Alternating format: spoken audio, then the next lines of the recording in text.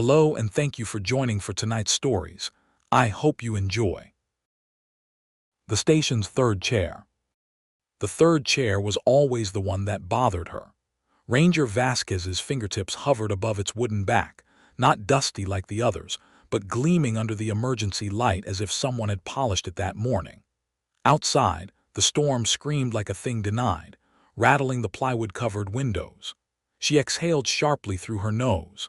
The station logbook lay open to December 15, 1972, the entry ending mid-sentence with a smear of something dark and sticky. Her glove made a wet sound as she pulled it off to touch the thermos. Still warm. The coffee inside smelled wrong, like copper pennies and wet bark. A snap of static made her jerk backward. The handheld radio on the desk crackled to life, broadcasting 3 seconds of a wet, rhythmic chewing before cutting out. The map was worse. Red circles around the 1972 incident site, yes, but also fresh pencil marks tracing the exact route her missing backpackers had filed for their permits. One trembling finger touched a splatter near the legend, not ink. It flaked away like dried blood. Then the thump came. Not from the door, not from the roof, but from beneath the floorboards. A slow, deliberate knock. Then a scrape, like something dragging itself toward the heat vent. Vasquez's boot came down on a vent cover just as the metal beneath it dented upward with a muffled snarl. Her flashlight beam skittered across the wall as she stumbled back, catching the shadow of the third chair first, except now it wasn't empty. The silhouette sat ramrod straight, head cocked at an impossible angle. When she spun, the chair was vacant again, but the thermos lid was unscrewed, the contents now coating the inside in thick, coagulated strands. The radio suddenly blared to life again, this time with a voice, her own voice, giggling in distorted bursts between wet gulps. "You left the door unlocked," it whispered in her cadence before erupting into the same chewing sounds, this time accompanied by the distinct pop of a knuckle separating. Outside, the storm died instantly. In the unnatural silence, Vasquez realized 2 things.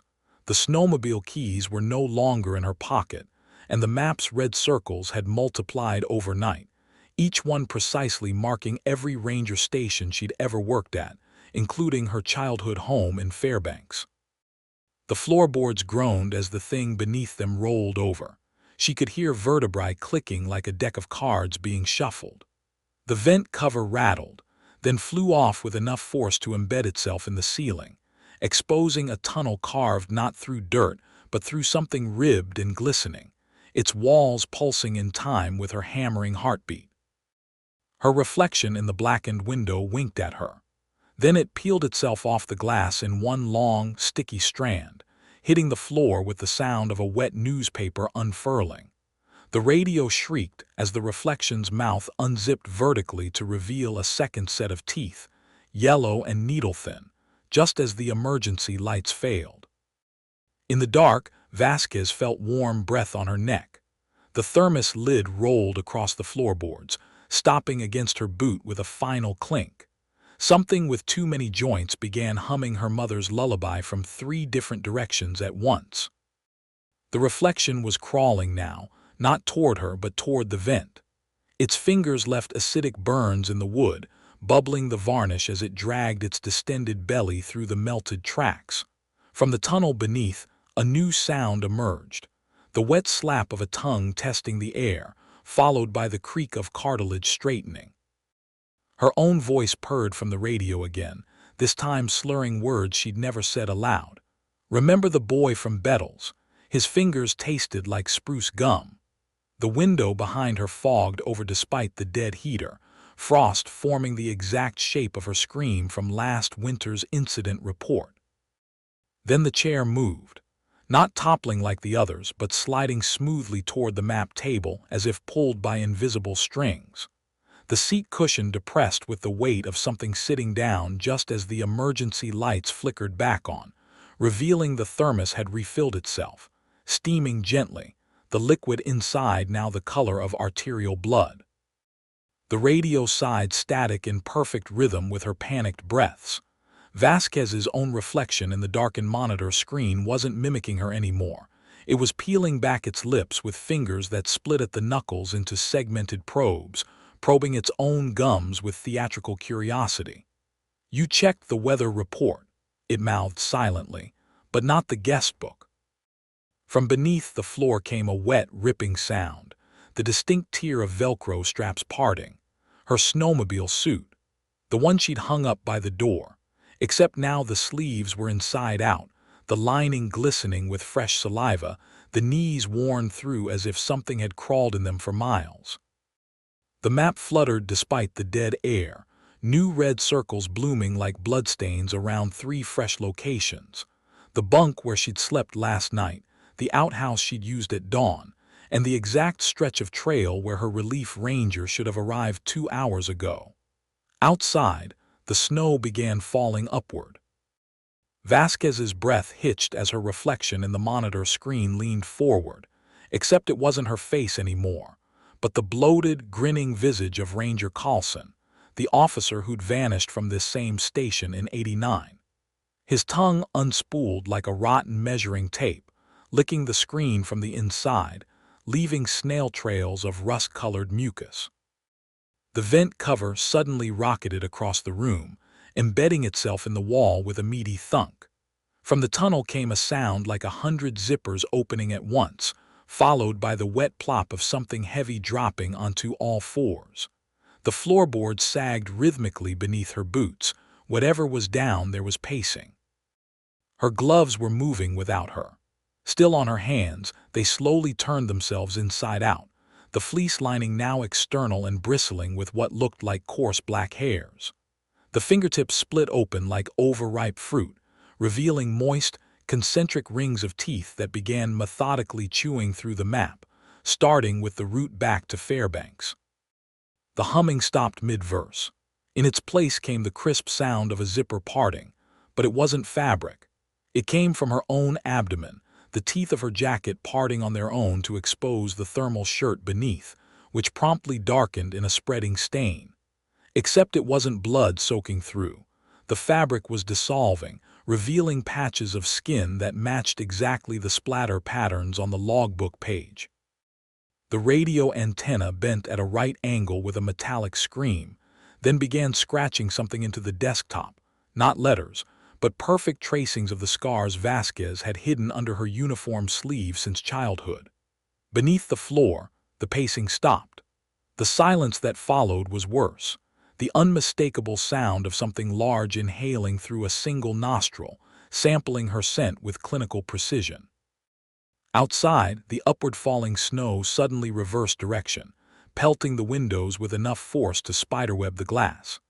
Each crack formed the same branching pattern as the veins in Carlson's frostbitten autopsy photos, the ones they'd shown her during orientation as a warning. The third chair's legs were sinking into the floorboards now, inch by inch, as if something beneath was patiently pulling it down to supper. Her thermal shirt dissolved completely, exposing a patch of stomach skin that bubbled like boiling wax.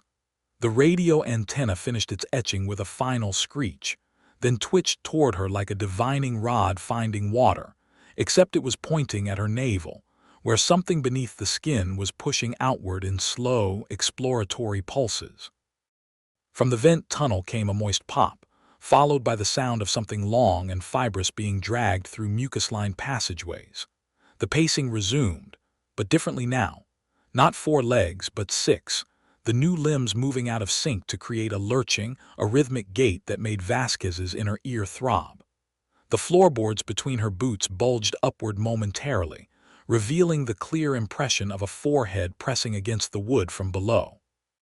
The reflection in the monitor screen had multiplied. Dozens of Carlson-faced duplicates now stacked in a funhouse mirror effect, each one holding a different item. Her missing snowmobile keys, a chewed parka toggle, a severed finger wearing her mother's wedding band. Their synchronized grins widened impossibly, splitting at the earlobes as they raised their various trophies in a toast just as the station's door swung open with a gust of air that smelled unmistakably of the inside of a stomach. Her thermal pants began dissolving next, the fabric peeling away in strips that curled like overcooked bacon, revealing thigh skin that puckered into braille-like patterns spelling out the names of every ranger who disappeared near Denali since 1953. The letters deepened into open wounds as the thing beneath the floor matched its pacing to her pulse, its footsteps now perfectly timed to the dripping of something viscous from the ceiling vents. The radio antenna twitched again, this time plunging into her navel with a sound like a boot sinking into wet peat. Vasquez didn't scream, couldn't, because her own teeth had fused together, the enamel knitting into a seamless bony plate as the thing in the tunnel began humming again, this time through what sounded like multiple throats arranged in a circular pattern. Outside, the snowmobile roared to life on its own, its headlights illuminating the spruce line where 7 silhouettes now stood, not upright, but bent backward at the waist, their spines arcing like drawn bows as they sniffed in unison at the air. The third chair finally disappeared through the floor with a moist pop, leaving behind a hole that breathed in ragged, hungry gulps. Vasquez's reflection in the monitor screen peeled Carlson's face away like a latex mask, revealing her own features beneath, except her pupils had vanished, replaced by the same red circles from the map, pulsing in time with the thing beneath the floorboards. Her thermal pants finished dissolving, the strips now squirming toward the vent like blind worms.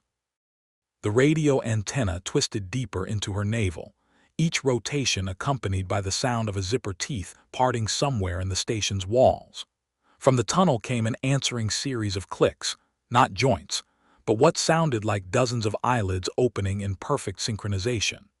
The snowmobile's headlights flickered, revealing the 7 figures were now crawling toward the station on all fours, their movements mirroring the thing beneath the floor with uncanny precision.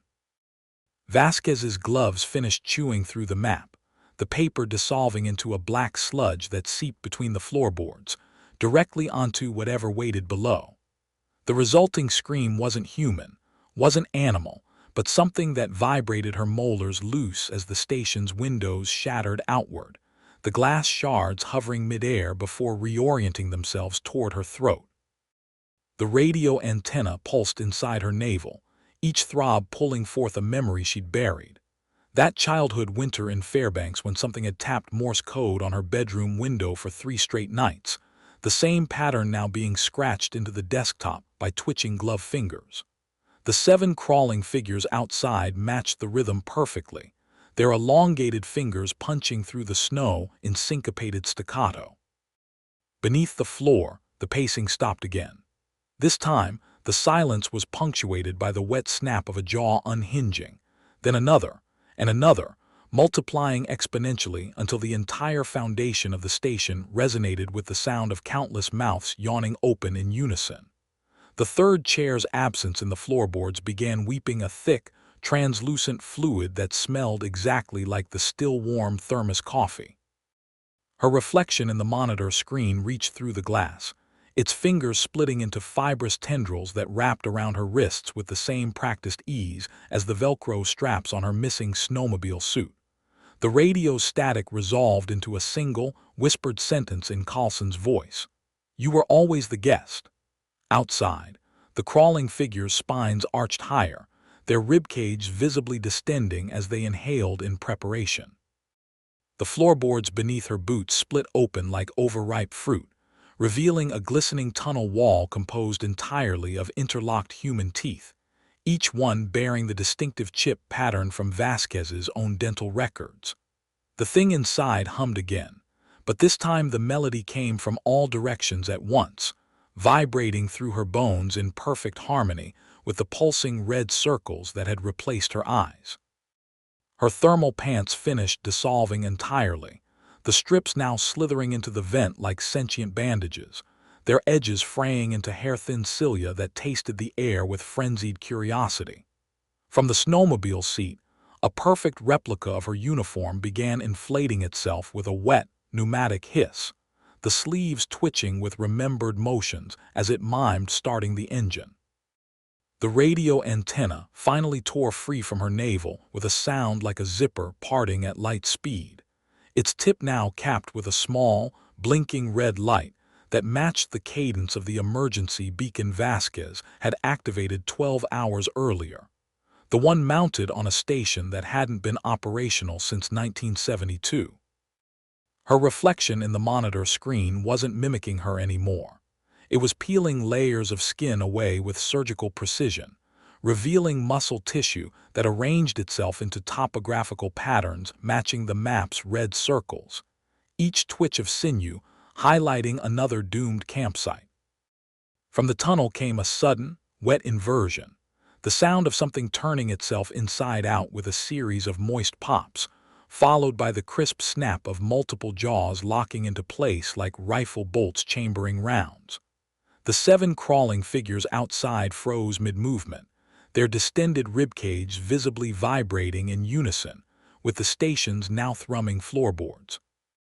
Vasquez's gloves finished dissolving entirely, revealing hands that weren't hers anymore. The fingertips elongated into chitinous probes that instinctively began tapping out the same Morse code she'd heard as a child, while the palms split open vertically to release thick ropes of steaming saliva that spelled "Welcome Home" across the logbook in bubbling cursive. The snowmobile suddenly revved to maximum throttle outside, its headlights illuminating the 7 figures mid-transformation. Their spines had fully inverted now, ribcage blooming outward like grotesque flowers as their pelvises detached with audible pops, reassembling into new, multi-jointed configurations that scuttled up the station walls with insectal precision. Beneath her feet, the floorboards dissolved into a gelatinous membrane, revealing the true tunnel walls, not dirt, but layers of compressed Ranger uniforms dating back to '72, their name tags still legible as the fabric pulsed rhythmically like a giant, breathing lung. The third chair's absence in the floor had become a gaping maw lined with frost-bitten teeth that matched exactly the dental records of every missing Ranger.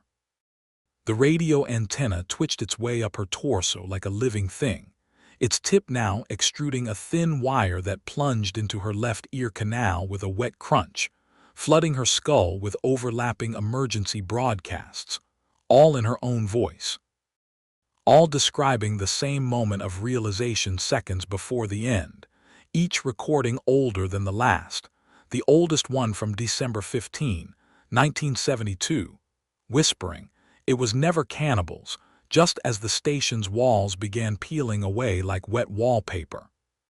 Her reflection in the shattered monitor screen wasn't just Carlson now.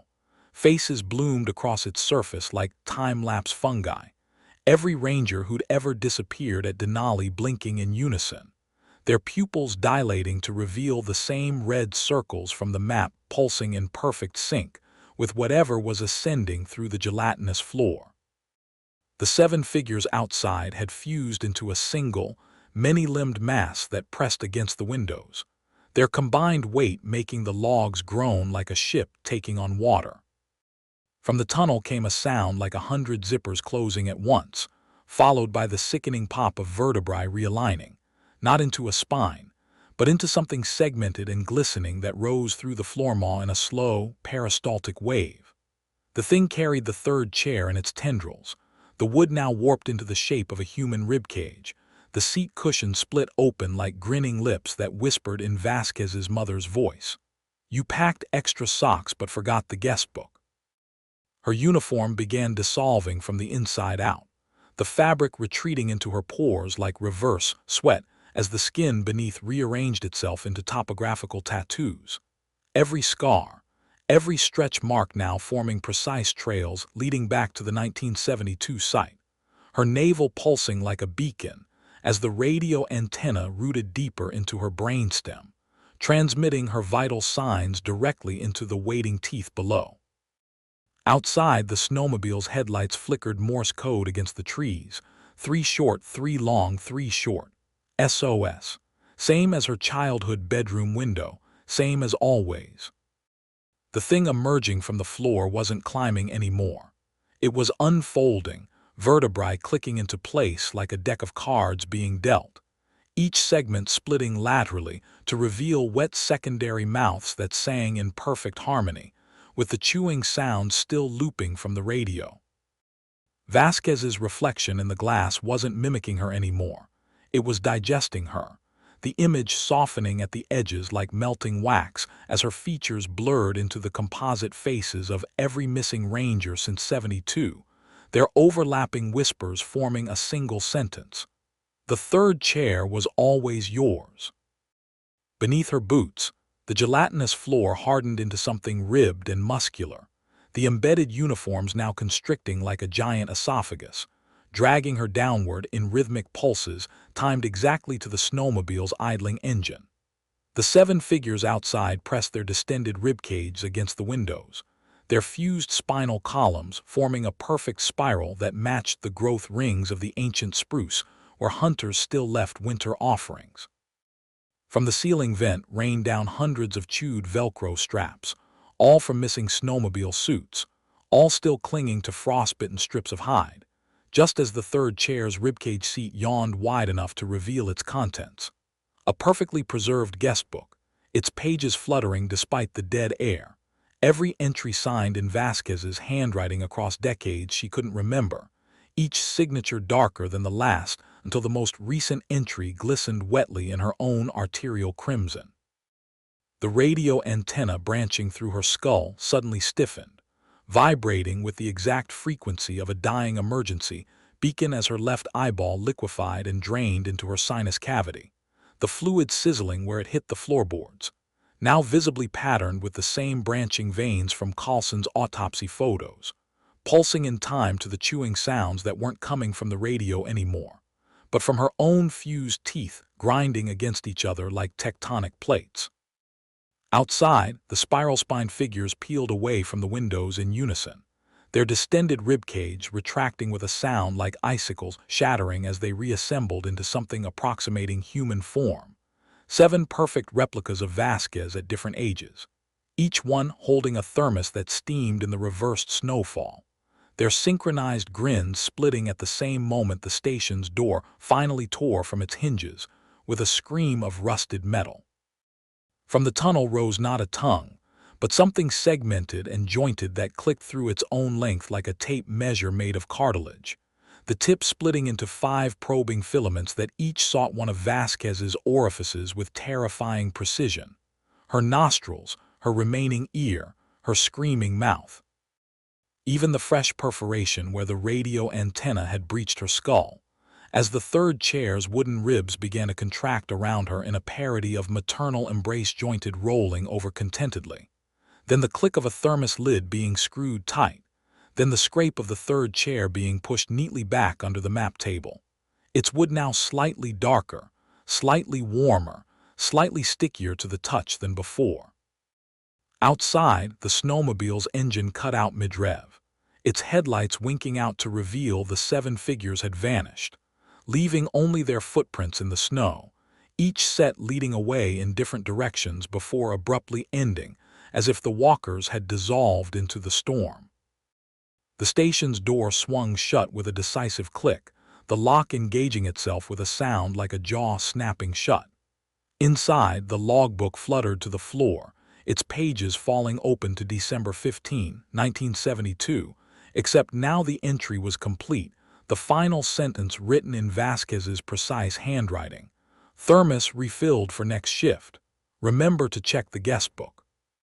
The emergency light above the map table buzzed once, then brightened to reveal the station was spotless, floors polished, chairs upright, thermos gleaming, except for 3 things: the faint outline of a human shape pressed into the wallboards like a fossilized shadow, the still steaming contents of the thermos, now swirling with tiny, tooth-like particles, and the guest book lying open on the table, its newest entry bearing tomorrow's date and the looping signature of the next assigned ranger, a name that matched exactly the label sewn into the snowmobile suit now hanging by the door.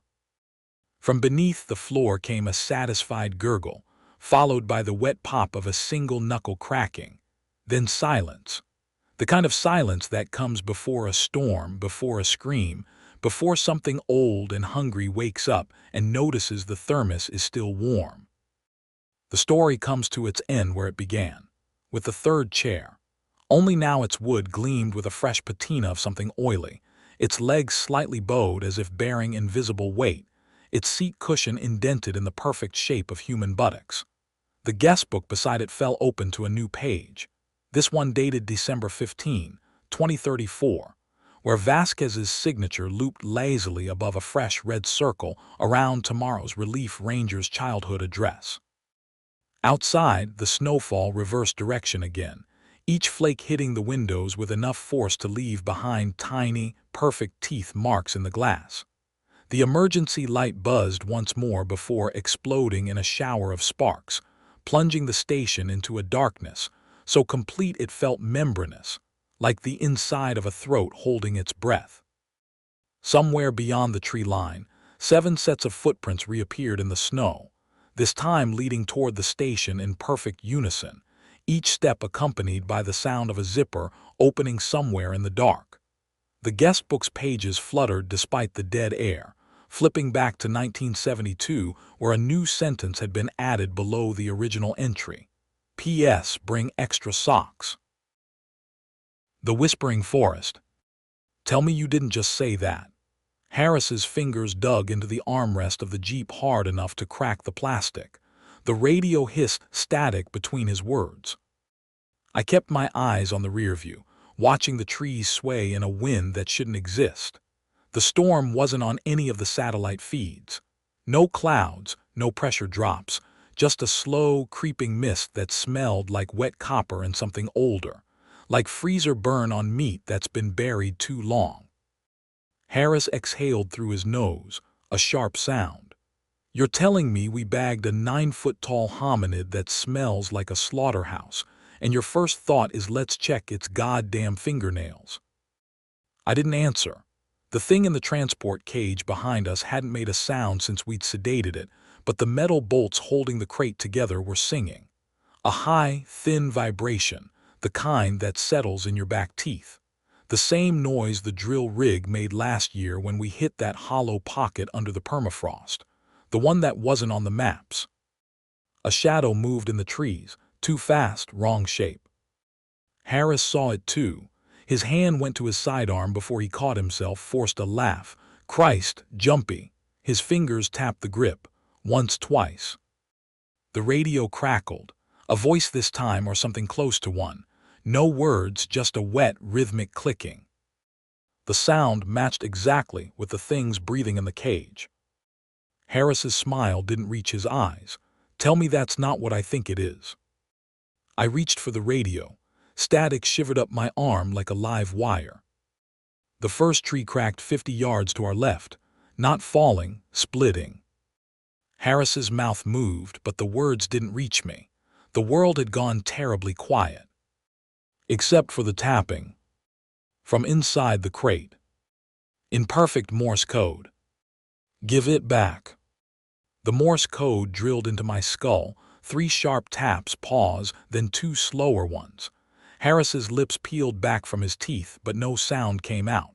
The radio wasn't static anymore. It was breathing. The same wet, clicking rhythm as the thing in the crate, synchronized with the trees splitting around us like rotten fruit. Harris's hand finally closed around his sidearm. The holster's snap sounded like a bone breaking. Then the windshield fractured, not from impact, from inside. Hairline cracks radiated from where my own breath fogged the glass, spreading faster than ice on a frozen lake. The defroster blew stinking, warm air, but the fog didn't dissipate, it congealed. Letters formed in the condensation, jagged and too precise. They signed back. Harris made a choked noise. The rearview mirror showed the crate's metal seams glowing faint blue, same as the bioluminescent carvings we'd found on the trees. The thing inside wasn't tapping anymore. It was laughing, a sound like a glacier calving, low and seismic. I slammed the brakes. The Jeep skidded sideways just as something enormous lunged from the mist, not the shadow we'd seen earlier. Something taller, thinner.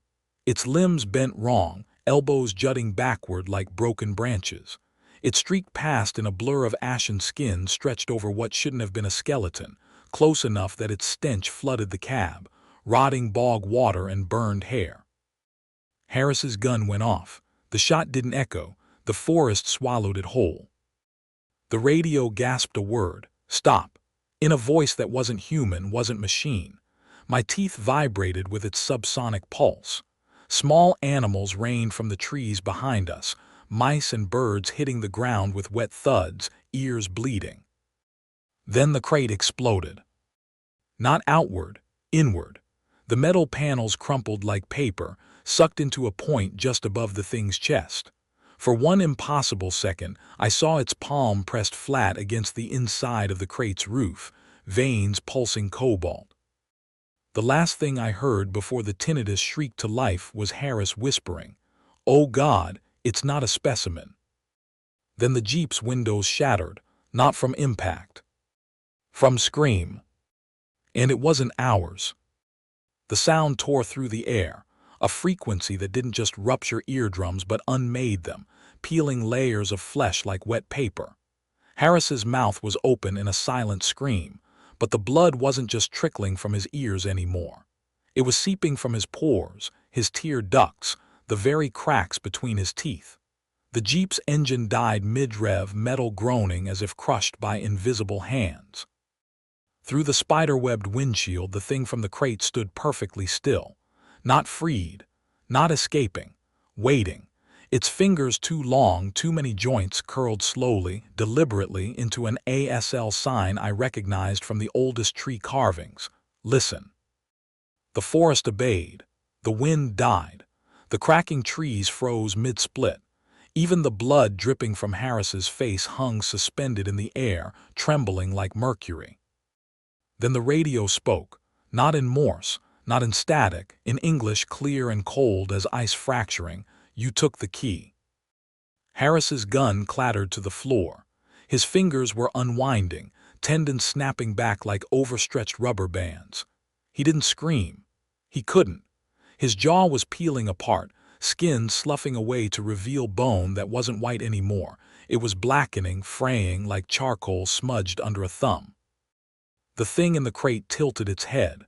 Moonlight glinted off its eyes, not reflective, absorbent, like pits dug too deep into the earth.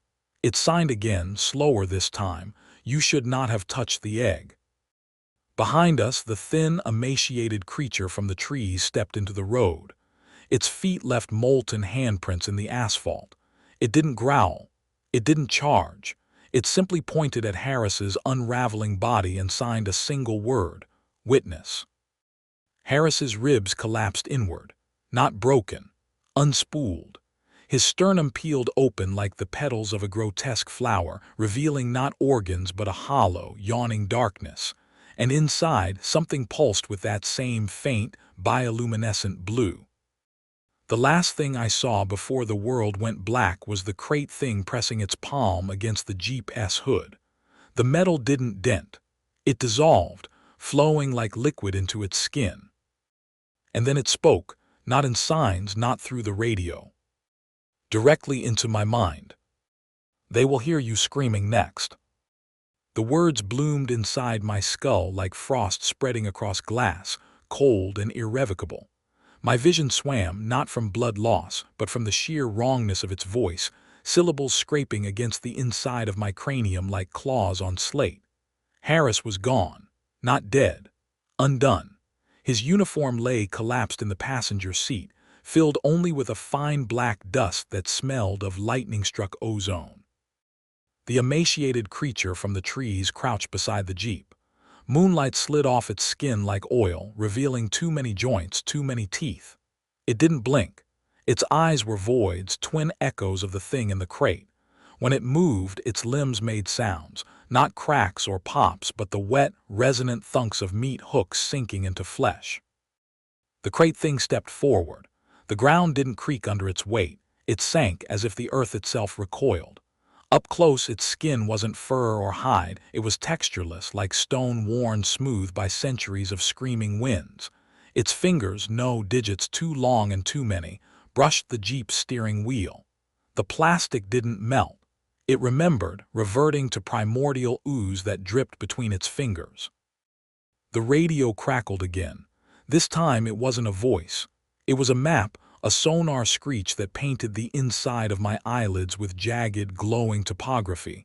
A cave system, deeper than any drill had ever touched, and at its heart a pulse, not a sound, a presence. The emaciated creature leaned in.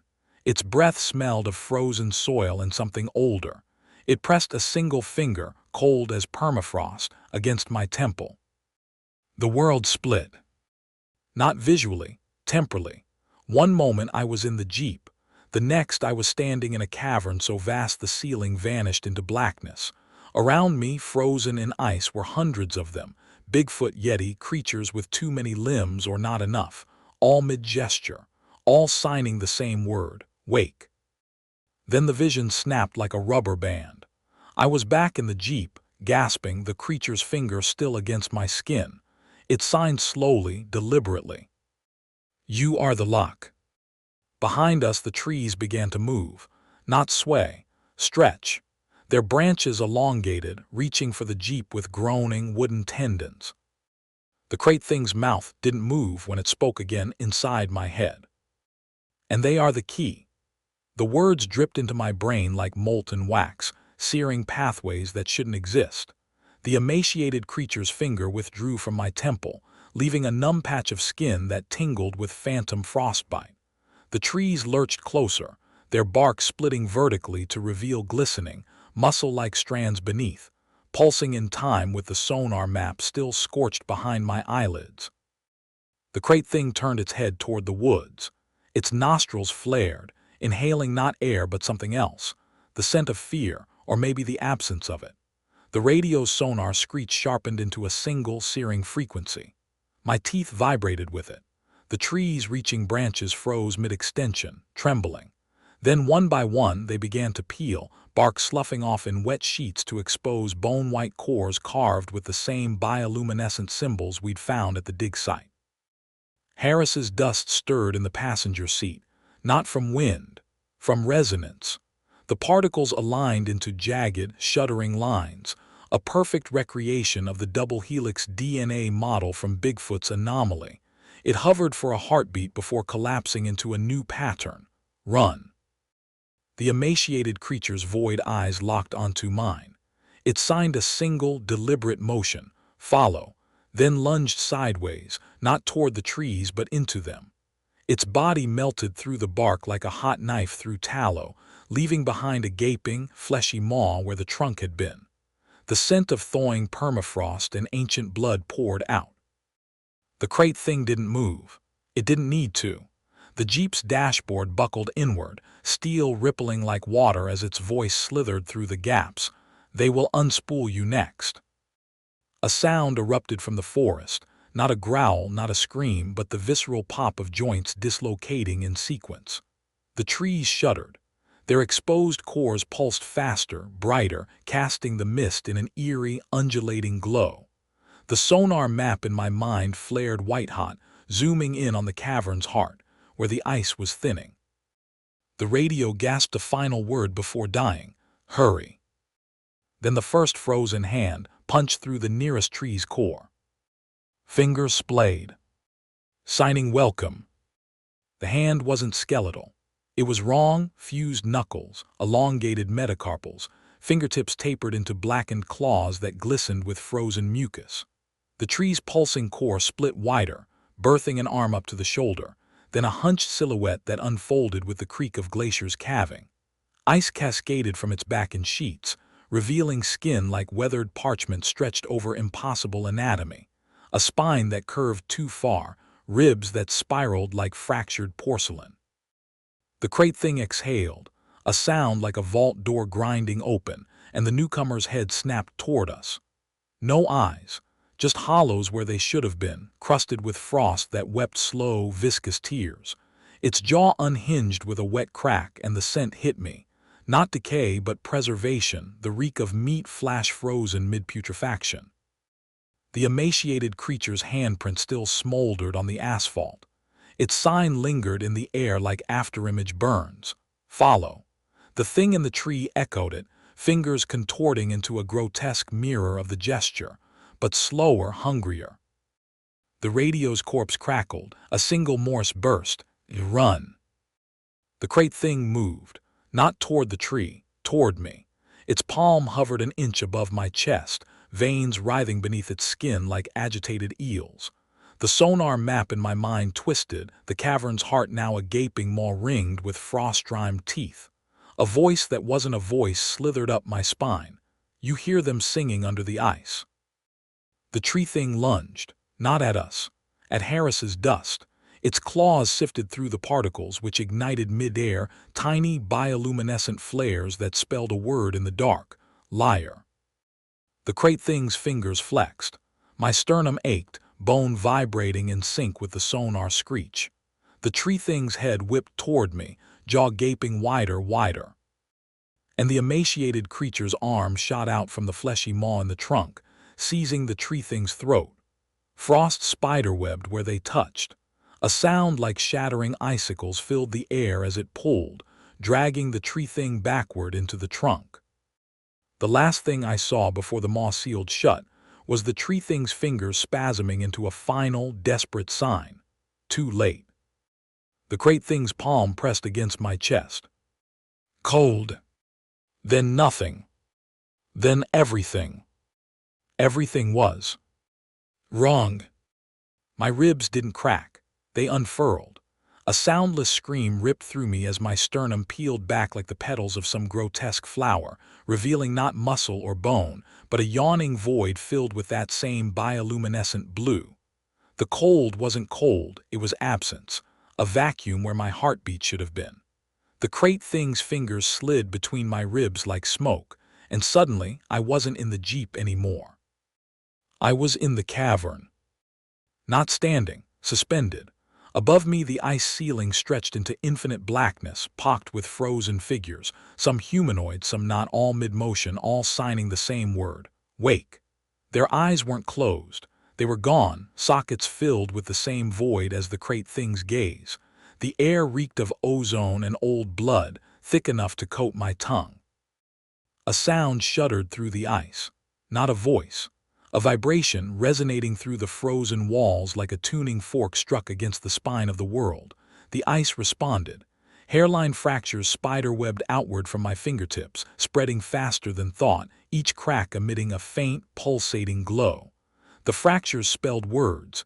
You are the lock. Movement to my left. The emaciated creature stood beside me, its skin glistening with frost. It didn't speak. It didn't need to. Its fingers, too many, too long, curled around my wrist, and the world lurched. The ice beneath us breathed, expanding and contracting like a living diaphragm. Deep within its depth, something stirred. Not a shape. A presence, vast and hungry, its edges undefined, its center a perfect, silent scream. The emaciated creature released me. Its hands moved slowly, deliberately, signing a single word: listen. The ice answered. 1,000 voices, human, animal, something other, whispered in unison, their words overlapping, harmonizing into a single deafening command: Open US. The emaciated creature's void eyes locked onto mine. It pointed at my chest, at the hollow, glowing cavity where my heart should have been, and signed one final word: Now. The command wasn't spoken. It pulsed, radiating from the ice beneath my feet in waves that vibrated my marrow. My hands moved without thought, fingers curling into the sign the emaciated creature had mirror open, and the cavern shuddered. Ice sheared away in great crystalline sheets, revealing veins of bioluminescent fluid that throbbed like arteries. The frozen figures twitched, their signs stuttering, reforming. Wake became walk, walk became witness. The presence in the ice stretched. Not upward, inward. A soundless pressure filled the cavern, compressing my ribs until the void in my chest ached. The emaciated creature's fingers dug into my wrist, its touch leaching warmth, leaving skin mottled with frostbite patterns that mirrored the carvings on the trees. It leaned in, breathless, its mouthless face inches from mine. The scent of frozen soil and something metallic filled my nose, old blood but not human, older. Then it pushed me forward. My bare feet met the ice. It didn't burn. It drank, sucking heat from my flesh with a voracity that left my toes numb in seconds. The luminous veins beneath the surface flared brighter, converging into a single path that led deeper into the cavern toward the thing that waited. The frozen figures turned as I passed, their hollow sockets tracking me, their hands still signing, faster now, frantic. Run, run, run. The ice beneath my feet moved, not cracking, breathing. Each step sent ripples through the frozen surface, revealing glimpses of what lay below, shapes vast and indistinct, their outlines blurred by millennia of glacial weight. One writhed as I passed, a shadow unspooling like smoke, its edges fraying into tendrils that brushed the ice from below. Where they touched, frost bloomed in intricate, pulsing sigils, the same symbols from the trees, the same ones now seared into my mind. The emaciated creature followed, its footsteps silent, its presence a cold weight at my back. It didn't hurry me. It didn't need to. The path pulled, the veins beneath the ice brightening with every step, thrumming with a rhythm that matched the hollow in my chest. The air thickened, tasting of iron and loam, of something alive and impossibly old. Then the ice ended. A chasm gaped before me, its edges smooth as if melted by some colossal heat. Below, darkness yawned, not empty but full, a roiling mass of shadows that churned. The emaciated creature's hand settled between my shoulder blades, cold seeping through my shirt. Its fingers pressed. And the shadows looked up. Not with eyes, with absence, a hunger so vast it carved its own space in the world. The whispers returned, louder now, coalescing into a voice that wasn't a voice, a sound that wasn't a sound. You are the lock. The emaciated creature's hand tightened. And we are the key. The words didn't come from the shadows. They came from me, ripping out of my throat in a voice that wasn't mine, raw and resonant like stone grinding against stone. The chasm trembled. The shadows reared, not upward but outward, tendrils of darkness lashing into the ice around us. Frozen figures shattered, their fragments hovering mid-air, each shard reflecting not my face, but the crate thing's hollow eyes. The emaciated creature's grip tightened. Its fingers weren't just cold, they were bonding, fusing with my flesh like frost welding skin to metal. Pain flared, then numbness, then something worse, recognition. The veins in my chest pulsed in sync with the chasm's rhythm, the bioluminescent blue deepening to a sickly violet. The shadows weren't shadows anymore. They were hands, millions of them, skeletal and webbed with frost, reaching from the abyss. One grazed my ankle. The contact unmade me. Not my flesh, my memory. A flash of Harris, not screaming but laughing, his teeth too sharp, his pupils slit like the handler's. A dig site we never visited, where the trees bled black sap onto our gloves. A metal egg humming in my palms, its surface etched with continents that moved under my touch. The visions came faster, louder, until they weren't images anymore but voices, shrieking in languages that cracked my molars. The emaciated creature shoved. I fell not into the chasm but through it, the ice parting like liquid. The cold wasn't cold. It was time, centuries of it compressing into seconds as I plunged past strata of frozen figures, each layer signing a different word. Run. Listen. Wake. Their hollow eyes tracked me, their fingers twitching as if itching to grab. Then I landed. Not on ice. On stone, smooth and humming, vibrating with the same subsonic pulse as the radio's dying screech. The chamber was small, circular, its walls lined with carvings that moved, the symbols rearranging themselves like puzzle pieces. At its center stood the egg, not frosted anymore, glowing.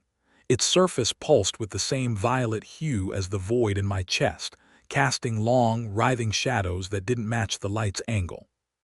The emaciated creature materialized beside me, its body flickering like a failing projection. It pointed at the egg, then at my chest, and signed a single, shuddering word. Finish. The egg clicked. Not a sound, a command. My hands moved without me. They pressed against the egg's surface, fingers splaying over landmasses that shivered beneath my touch. The egg wasn't cold. It wasn't hot. It was alive, vibrating with a frequency that matched the hollow in my chest, a perfect, terrible resonance. The carvings on the walls accelerated, symbols spinning into a frenzied whirl before locking into place. Open, wake, eat. The egg's shell split with a sound like a glacier calving, not cracking, unfolding. The edges peeled back in perfect geometric segments, revealing not a yolk but a void, darker than the crate thing's eyes, deeper than the chasm above. A stench rolled out, wet earth and rotting honey, the scent of something digesting time itself. The emaciated creature's breath hitched, not in fear, in hunger. Its fingers, too long, too many, dug into my shoulders as it leaned over the egg, void eyes reflecting nothing, nothing but me. The void pulsed. A hand shot out. Not skeletal, not shadow, mine. But wrong, fused knuckles, blackened nails, veins glowing violet. It seized my wrist, its grip hotter than fever, colder than permafrost. The emaciated creature's mouth split open in a soundless scream as the hand pulled. My ribs tore wider. The hollow in my chest yawned, edges fraying like old fabric. The egg's void wasn't empty. It was me, another me, skinless, grinning, eyes full of the same absence as the frozen figures. It whispered with my voice. They lied, you were never the lock. The eggshell fragments moved, not falling, swarming. They latched onto my arms, my chest, fusing with my flesh in jagged, overlapping plates. The pain wasn't pain, it was completion. The emaciated creature recoiled, signing frantically, wrong, wrong, wrong. The other me smiled. Its teeth were the same symbols from the trees. You're the key, it breathed. Then the egg closed around us both. The last thing I heard was the emaciated creature's howl, not anger. Grief. The sound wasn't a scream, it was mourning, raw and ancient, reverberating through the chamber like a dying glacier's lament. The egg's shell sealed with a wet snick, plunging me into absolute darkness. Not silence. Never silence. The other me's breath filled the space, rancid and warm, each exhale carrying whispers in languages that made my gums bleed. The shell wasn't smooth anymore. It breathed, contracting around us in rhythmic pulses, the interior lined with ridges that felt like teeth. My fingers brushed one and it bit, sinking into my flesh with a wet crunch. Blood welled, black and thick, dripping onto the egg's floor where it sizzled, etching new symbols into the surface. Feed, consume, become. The other me chuckled, a sound like bones grinding. Its grip on my wrist tightened, veins flaring violet as it pulled again. My skin peeled back from the elbow, not tearing, asterisk unspooling asterisk, revealing muscle that wasn't red but iridescent, threaded with the same bioluminescent tendrils as the cavern's veins. The other me licked its lips, my lips, with a tongue too long, too pointed. Outside, the emaciated creature's howl cut off abruptly. A wet crunch echoed through the shell, followed by the unmistakable pop of joints relocating. Too many joints. The egg shuddered, tilting violently as something massive slammed into it. Hairline fractures spiderwebbed across the interior, each crack emitting a high-pitched whine that built to a deafening crescendo, the same frequency that had shattered the Jeep's glass. The other me didn't flinch. It smiled, its teeth elongating, crowding its mouth until they pierced its own cheeks. Black fluid oozed down its chin as it whispered, "They're breaking in." The fractures glowed now, pulsing in time with the void in my chest. Through them, I saw shapes, the frozen figures from the cavern, their hollow eyes weeping frost as they clawed at the shell. Their fingers left smears of blue-black fluid that burned through the egg's surface like acid. One caught my gaze through the cracks and signed a single, frantic word. Out. The other me laughed, its ribs splitting open like the crate thing's seams, revealing a hollow where its heart should have been. Inside, something stirred. The egg screamed. Not a sound. A vibration, shredding the darkness into ribbons of light and shadow. The other me's grip vanished as the shell ruptured, not outward but inward, shards embedding themselves in my flesh like jagged, hungry mouths. The last thing I saw before the light swallowed everything was the emaciated creature's face, or what was left of it, peering through the wreckage, its void eyes wide. Its lips moved. "You were the key all along." Then the world unfolded. Not like paper, like flesh. The egg's remnants dissolved into strands of glistening membrane, each one splitting into 1,000 more, weaving a lattice of throbbing violet veins overhead. The emaciated creature's face stretched, warped, then splintered, its features fracturing into a dozen smaller, identical masks, each one whispering in tongues that curdled my blood. The frozen figures from the cavern lunged through the gaps, their hands no longer signing but clawing, their hollow eyes leaking black tears that burned where they landed. My ribs screamed. The void in my chest yawned wider, edges fraying into tendrils that lashed at the air, seeking purchase. The other me, the thing wearing my skin, grinned as its own chest cavity gaped, revealing a second set of teeth, a second mouth, lined with hooked incisors that dripped with saliva thick as crude oil. It leaned in, breath rancid, and licked the hollow in my sternum. Agony, ecstasy. The distinction melted. The veins in my arms bulged, luminescent fluid surging beneath my skin, mapping out symbols I'd never learned but suddenly knew: feed, open, consume. The emaciated creature's many faces shrieked, a soundless cry that shattered the remaining shell fragments into dust. Its body, if it could still be called that, twisted, limbs elongating, joints multiplying, until it resembled a grotesque spider woven from frozen sinew and shadow. It skittered backward, too many eyes wide with something worse than fear: recognition. The other me seized my jaw, forcing my gaze downward. The egg's floor had dissolved into a pool of iridescent fluid, reflecting not my face but a landscape. A valley of writhing, half-formed figures, their bodies fused with the earth, their mouths stretched in silent screams. The continents moved, sliding like tectonic plates made of flesh. The reflection rippled, and for one horrific second I saw Harris, not dust, not dead, but there, his lips sewn shut with threads of glowing blue sinew, his fingers signing run over and over. The other me tightened its grip, nails piercing my cheeks. "Look closer," it hissed. The pool's surface hardened, not into ice, into bone. A skeletal hand erupted from the depths, grasping my ankle, my own hand, flesh stripped away, fingers fused into a single, hooked talon. It pulled. The emaciated creature lunged, too late. The other me's laughter followed me down, down, down, into the gullet of the world. The last thing I heard was the egg's remnants clicking shut above me. Like a lock. Like a jaw. My lungs didn't burn. They remembered burning centuries ago when they still needed air. The descent wasn't falling. It was unraveling, my body peeling apart into strands of bioluminescent sinew that pulsed in time with the valley's heartbeat. The skeletal hand guiding me wasn't pulling anymore. It was weaving, threading me through the landscape's arteries like a needle through rotten cloth. The valley wasn't stone. It was flesh, warm and shuddering beneath me, ridged with continents of calcified cartilage.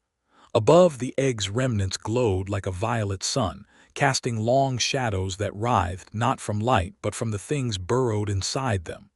The emaciated creature's many faces pressed against the membrane, mouths moving in unison. "You opened us." The skeletal hand twisted.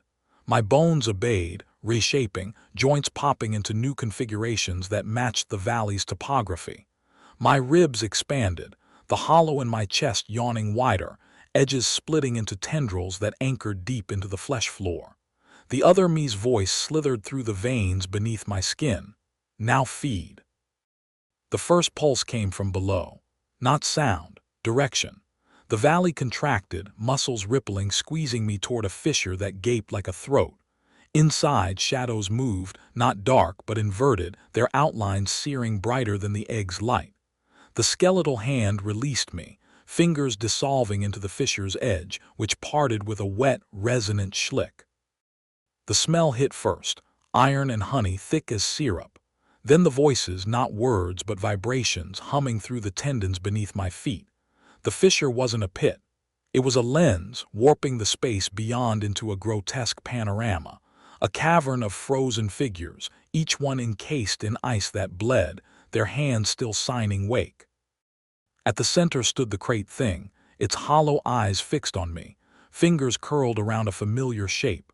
The egg whole again, its surface pulsing with the same violet hue as my veins. The emaciated creature's howl echoed through the fissure, warped into a subsonic groan that sent cracks spiderwebbing through the ice. The great thing didn't flinch. It smiled, lips splitting vertically to reveal a second mouth, my mouth, and signed a single word. Come. The valley convulsed, the fissure swallowed, and the egg screamed not in terror. In welcome. The fissure's walls clenched around me like a throat swallowing a bone. My ribs cracked, not from pressure but from reconfiguration, the hollow in my chest dilating into a maw lined with hooked teeth. The great thing's grin widened, its second mouth, asterisk my mouth asterisk, humming in sync with the egg's vibrations. The frozen figure's ice didn't melt. It fractured, each shard embedding itself in my flesh like a key turning a lock. The emaciated creature's howl became a chorus, not from above. From inside, its many faces peeling away from the membrane like scabs, tumbling into the fissure with me. Their mouths moved in perfect unison. You woke us. Their bodies spliced with mine on impact, too many limbs fusing with my own, their void eyes rolling back to reveal the same bioluminescent symbols etched into the egg. The great thing raised its hands, my hands, and signed. Finish the circle. The egg shattered, not into fragments, into shadows, tendrils of darkness lashing outward, piercing the frozen figures' chests. Their hollow eyes snapped open, not in terror, in recognition. One by one they signed yes, then unraveled, their bodies dissolving into strands of iridescent sinew that spiraled into the egg's core.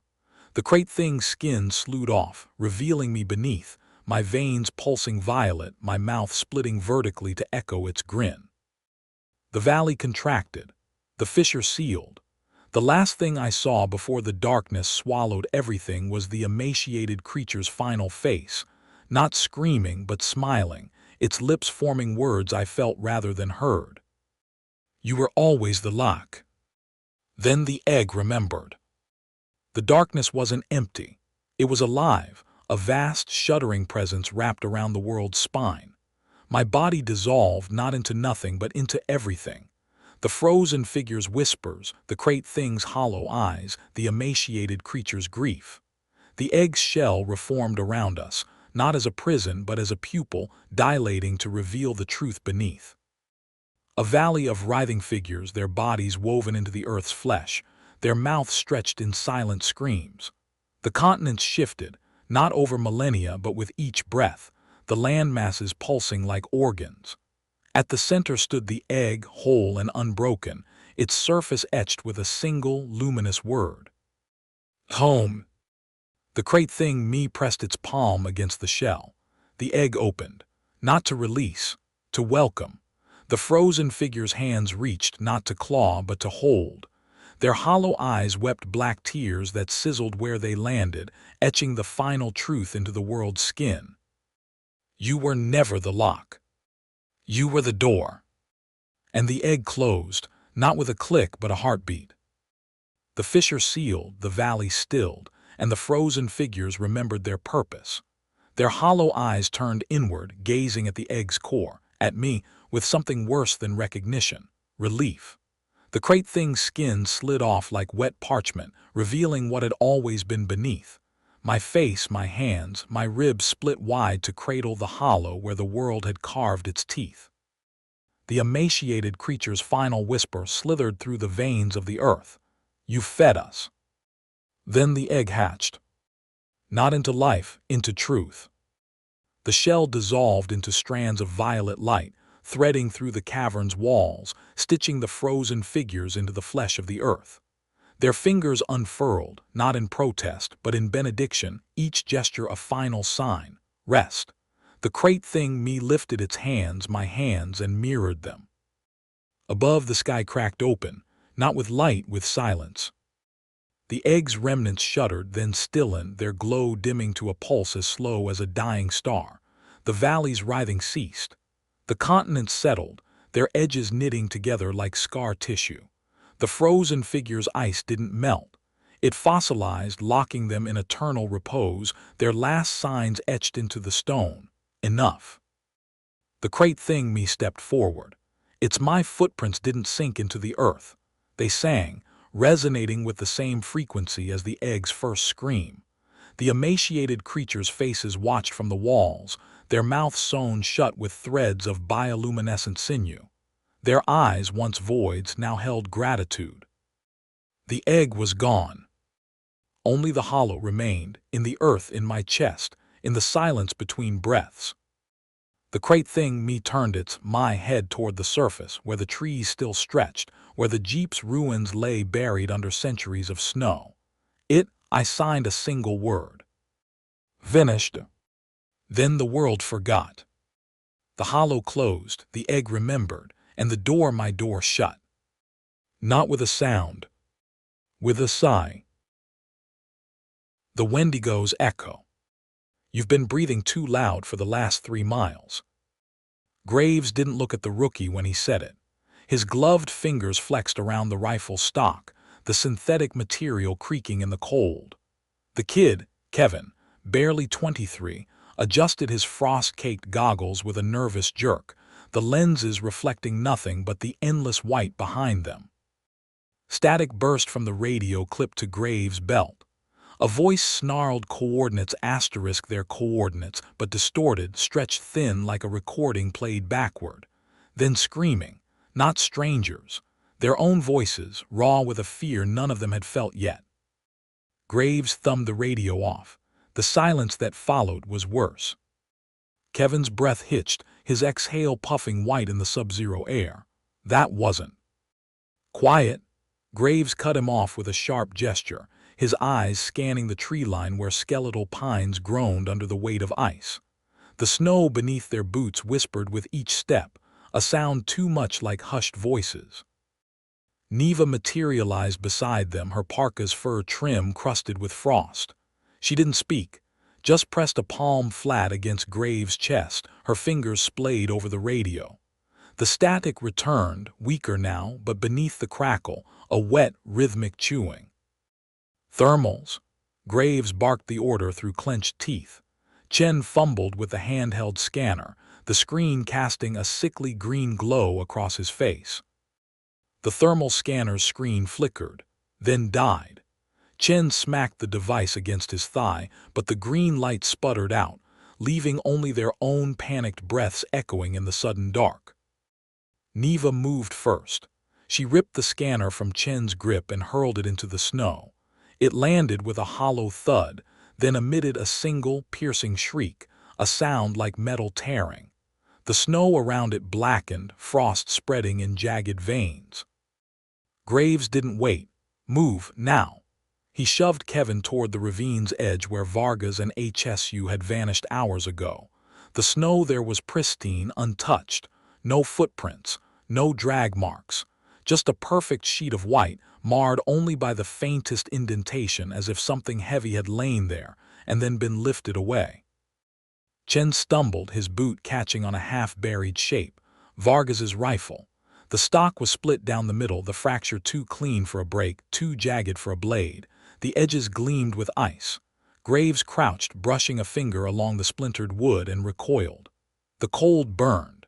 His glove fused to the rifle, frost crawling up his sleeve. He tore free with a grunt, leaving a strip of fabric behind.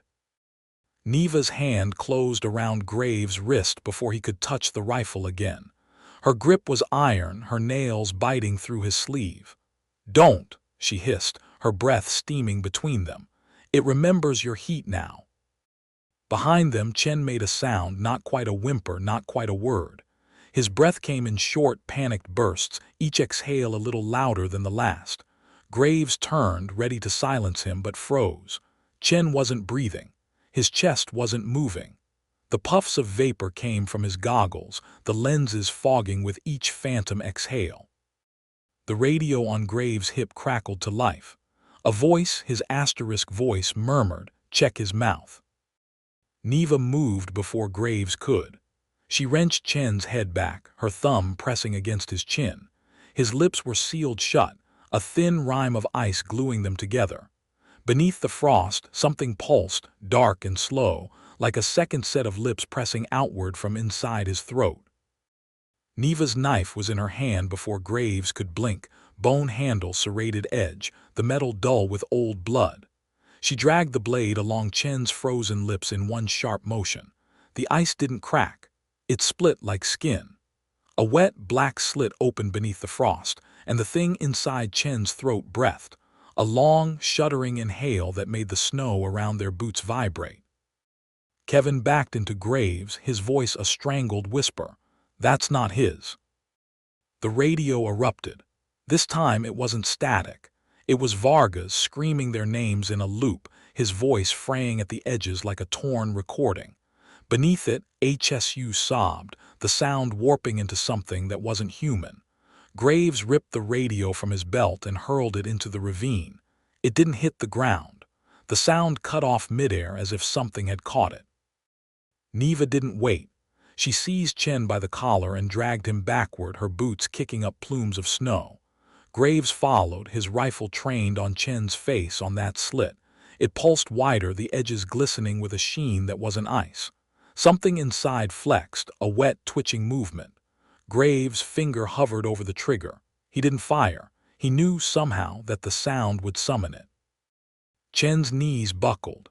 His body hit the snow with a muffled thump, the slit in his mouth gaping wider, too wide, like a fish forced open on a hook. A sound leaked out, low and bubbling, and Graves realized with a sick twist in his gut that it wasn't just coming from Chen's throat. It was learning how to use it. Neva's knife flashed again, this time carving a swift Cree symbol into the snow beside Chen's twitching form. The line steamed where the blade touched, the heat of some old ward fighting against the unnatural cold. The thing inside Chen's throat hissed, recoiling, but not retreating.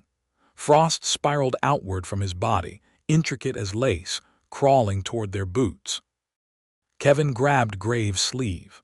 "We can't leave him," he whispered, though his fingers trembled so badly Graves felt it through the thick parka. "Watch me," Graves muttered, but his rifle didn't lower. The wind shifted, carrying a stench like wet fur and spoiled meat. Neva's head snapped up, her nostrils flaring.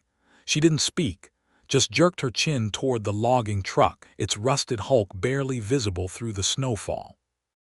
The truck's cab smelled like diesel and old blood. Graves slammed the door behind them, the impact rattling loose a shower of rust flakes from the ceiling. Neva was already moving, her knife scoring deep marks into the metal dashboard, the same Cree symbols she'd carved into the snow, but these hissed like hot iron pressed to skin. Kevin crouched by the passenger seat, his rifle trained on the frosted windshield, though his hands shook so badly the barrel scraped against the glass. Chen's body lay sprawled in the truck bed, limbs splayed at unnatural angles, his parka stiff with frost. The slit in his mouth had stopped pulsing. Now it stretched, the edges curling back like peeling bark, revealing a glistening darkness inside. Graves watched, his breath fogging the rearview mirror as Chen's fingers twitched, then dug into the metal siding, the nails splitting against the steel. Neva didn't look up from her carving. "It's tasting him," she said, the words clipped. The blade paused mid-swipe as the truck's engine sputtered to life on its own, the ignition switch untouched. The headlights flared, flooding the clearing with a harsh white glow. For one heartbeat, the snow was empty. Then the light caught something tall, gaunt, its ribs jutting like a ship's hull beneath skin stretched too tight. It stood at the tree line, head cocked, its two long fingers curled around the radio Graves had thrown. Static blared from the speakers, a distorted cacophony of Vargas and Su's voices layered over Chen's wet, choking gasps. Kevin whimpered, clamping his hands over his ears, but Graves forced himself to watch as the thing stepped forward. Its feet didn't sink into the snow. The frost rose to meet it, creeping up its legs in delicate, branching patterns. The headlights flickered. The Wendigo's shadow stretched across the snow, wrong, too many joints, Fingers fused into claws that scraped its own ribcage with each step. Graves' breath hitched when he saw what hung between those ribs, Su's face, pressed against the inside of its chest like a prisoner behind bars.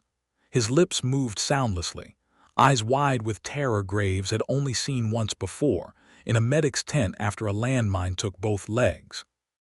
Kevin's rifle clattered to the floor. "Oh God," he choked, "that's—" Neva's elbow jammed into his ribs before he could finish. "Don't say its name." Her knife flashed, slicing a shallow cut across her palm. Blood splattered the dashboard wards, sizzling like water on a griddle. The Wendigo flinched, its head snapping toward the truck with a crackle of breaking ice. Static erupted from the radio in its hands, Graves' own voice, twisted into something guttural. "You left us here."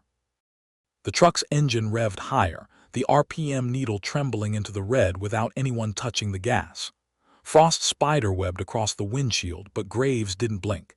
He counted the spaces between the Wendigo's ribs, where Su's face writhed like a drowning man pressing against ice. The radio in its hand spat static, then cleared abruptly into Vargas's voice, calm and measured. "Graves, look at me." Neva's knife buried itself in the dashboard with a thunk. The Wendigo's head tilted too far, the vertebrae audibly grinding, and for one terrible second, Graves saw himself reflected in its hollowed-out eye sockets. Then the reflection moved, lifting a rifle he hadn't raised yet. Kevin screamed, not a sound of fear, recognition. The Wendigo's ribs split wider, and between them, Su's face melted into a child's features, round-cheeked and soot-streaked. Kevin's daughter, the one who'd burned. Her tiny hands pressed against the Wendigo's ribs from the inside, her mouth shaping words the radio delivered in perfect, gutted sync. "Daddy, you promised you'd come back." Graves' trigger finger twitched, but Neva was faster. She lunged across the cab, her bloody palm slamming against the windshield. The frost recoiled, boiling away in jagged lines as her blood hissed against the glass. The Wendigo staggered back, its shadow flickering like film reel skipping frames. For half a breath, it wasn't a monster, just a man in a tattered parka, his face gaunt with starvation. Graves knew that face, knew the frostbite patterns on his cheeks. The man in the parka blinked, once, slow, and then he was gone. The Wendigo snapped back into focus with a sound like cracking ice, its elongated fingers curling around the radio until the plastic buckled. Kevin lunged for the door handle, but Neva's boot kicked it shut before his fingers could close around it. "Look again," she hissed. Graves did. The child's face was still there, pressed between the Wendigo's ribs, but the soot was gone. Her cheeks were pink, her eyes bright, alive. Kevin made a sound like a gutted animal, his fingers scrabbling against the window. Graves grabbed his collar, yanking him back. "It's not her," he growled. "It's eating her, again." The radio spat static, then cleared into a woman's voice, Neva-esque but younger, frayed with panic. "Ada, the ice is moving," Neva's knife flashed, burying itself in the dashboard again, but this time the Wendigo didn't flinch.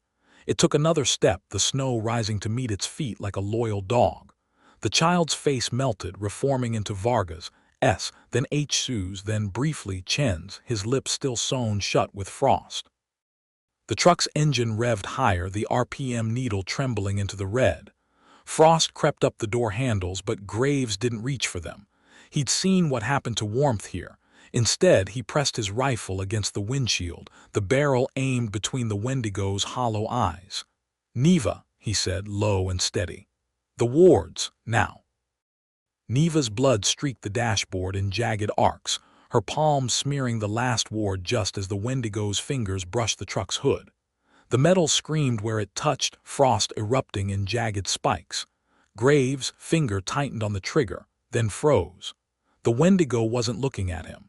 Its hollow gaze locked onto Kevin, whose face had gone slack, his pupils dilated like a man stepping into a dream.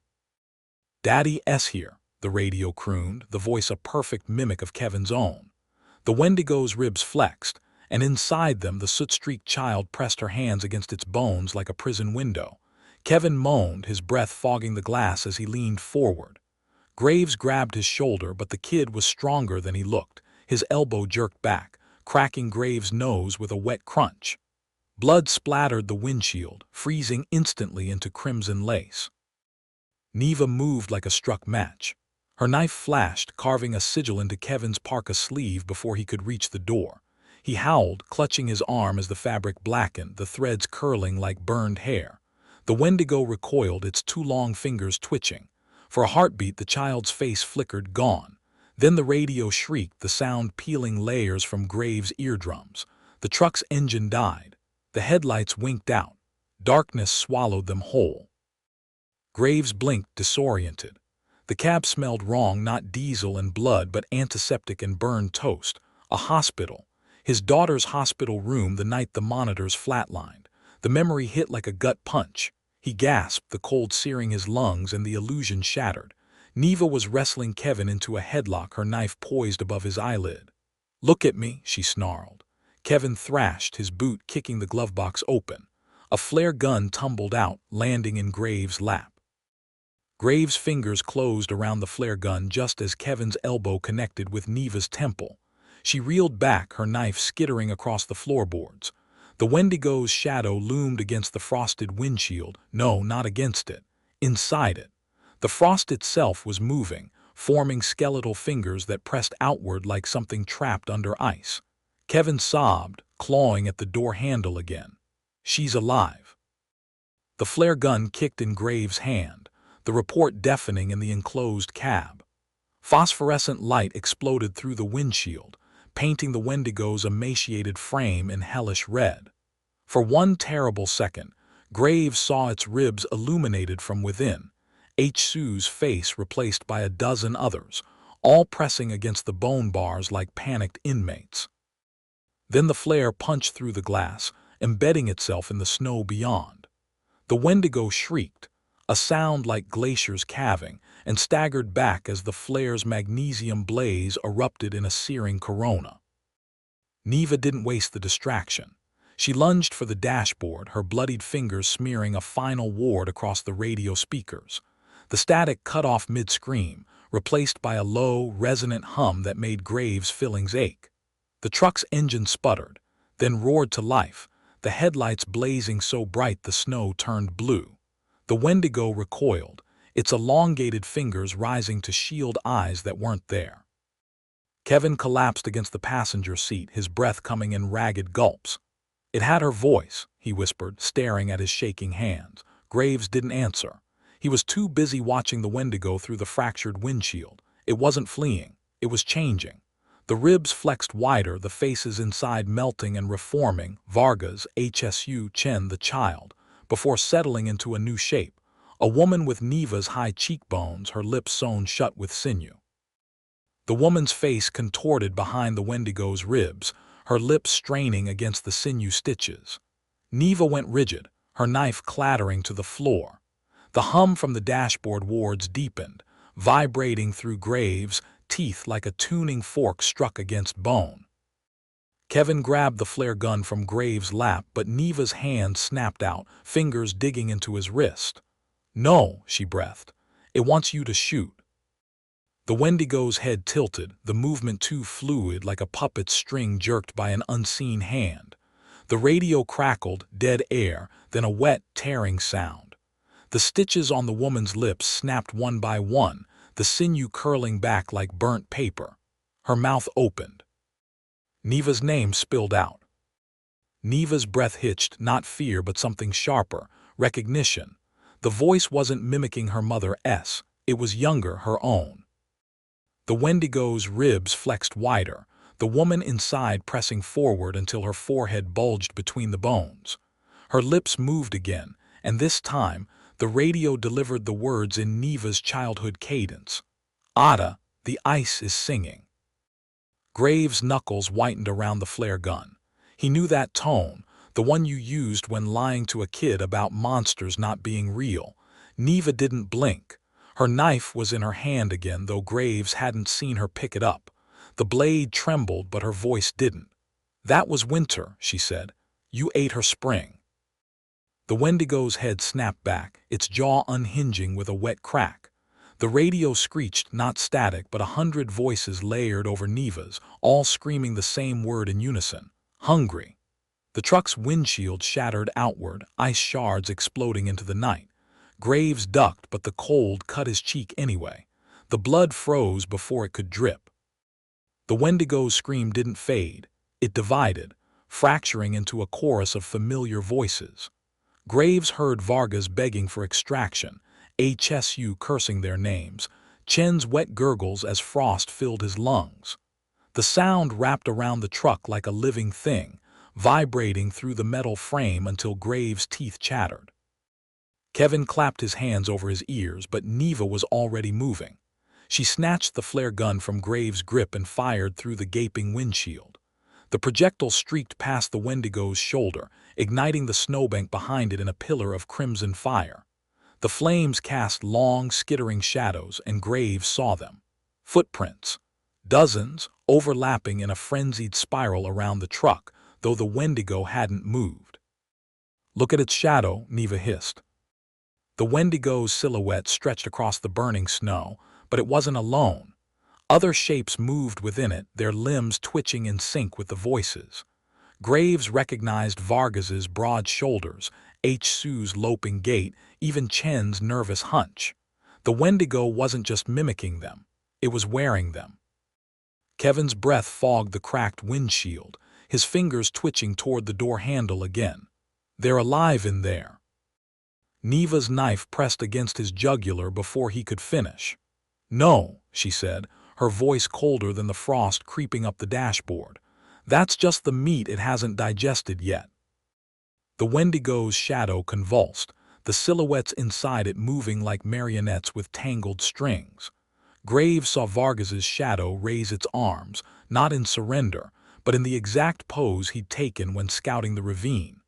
The radio hissed, spitting out Chen's last words before his lips froze shut. "Why is it so quiet?" asterisk. Neva's wards flared blue, the carved lines searing into the metal. The truck's engine stuttered, then roared, the headlights blazing so bright the Wendigo's ribs became translucent. Graves gagged. Inside its chest cavity, things writhed, not just faces but bodies, fused together like wax figures left too close to a flame. Su's arm protruded from Vargas's ribcage. Chen's fingers curled from Kevin's daughter's eye sockets. The flare's dying light painted the Wendigo's ribcage in pulsing red, revealing the true horror. The bodies inside weren't just trapped. They were rearranging. Vargas's jaw unhinged like a snake's, swallowing Chen's twitching fingers whole as Kevin's daughter's legs fused with Su's spine. Neva's knife hand shook for the first time. Graves didn't waste the illumination. He slammed the truck into reverse, tires churning frozen mud. The Wendigo didn't chase. It blurred, its edges dissolving into the snowstorm like ink in water. The radio crackled, not static, but the exact sound of their tires skidding backward. Kevin screamed a warning too late. The truck bed jolted as something heavy landed inside. Chen's frost-stiffened corpse sat up, his split lips peeling back to reveal a blackened tongue too long for his mouth. Neva didn't turn. Her knife stabbed backward through the cab's rear window, the blade sinking into Chen's forehead with a wet crunch. His head didn't stop moving. The corpse's fingers scrabbled at the glass, frost spreading from each touch. Graves watched in the rearview as Chen's jaw distended, his vocal cords vibrating with a sound that wasn't his. The Wendigo's multi-voice scream, funneled through dead flesh. The rear windshield frosted over entirely, but not before Graves saw the truth. Chen's shadow stretched wrong, elongated fingers reaching for the truck cab while his physical body remained still. The truck lurched forward as Graves stomped on the gas, the wheels catching traction with a sickening grind of metal on ice.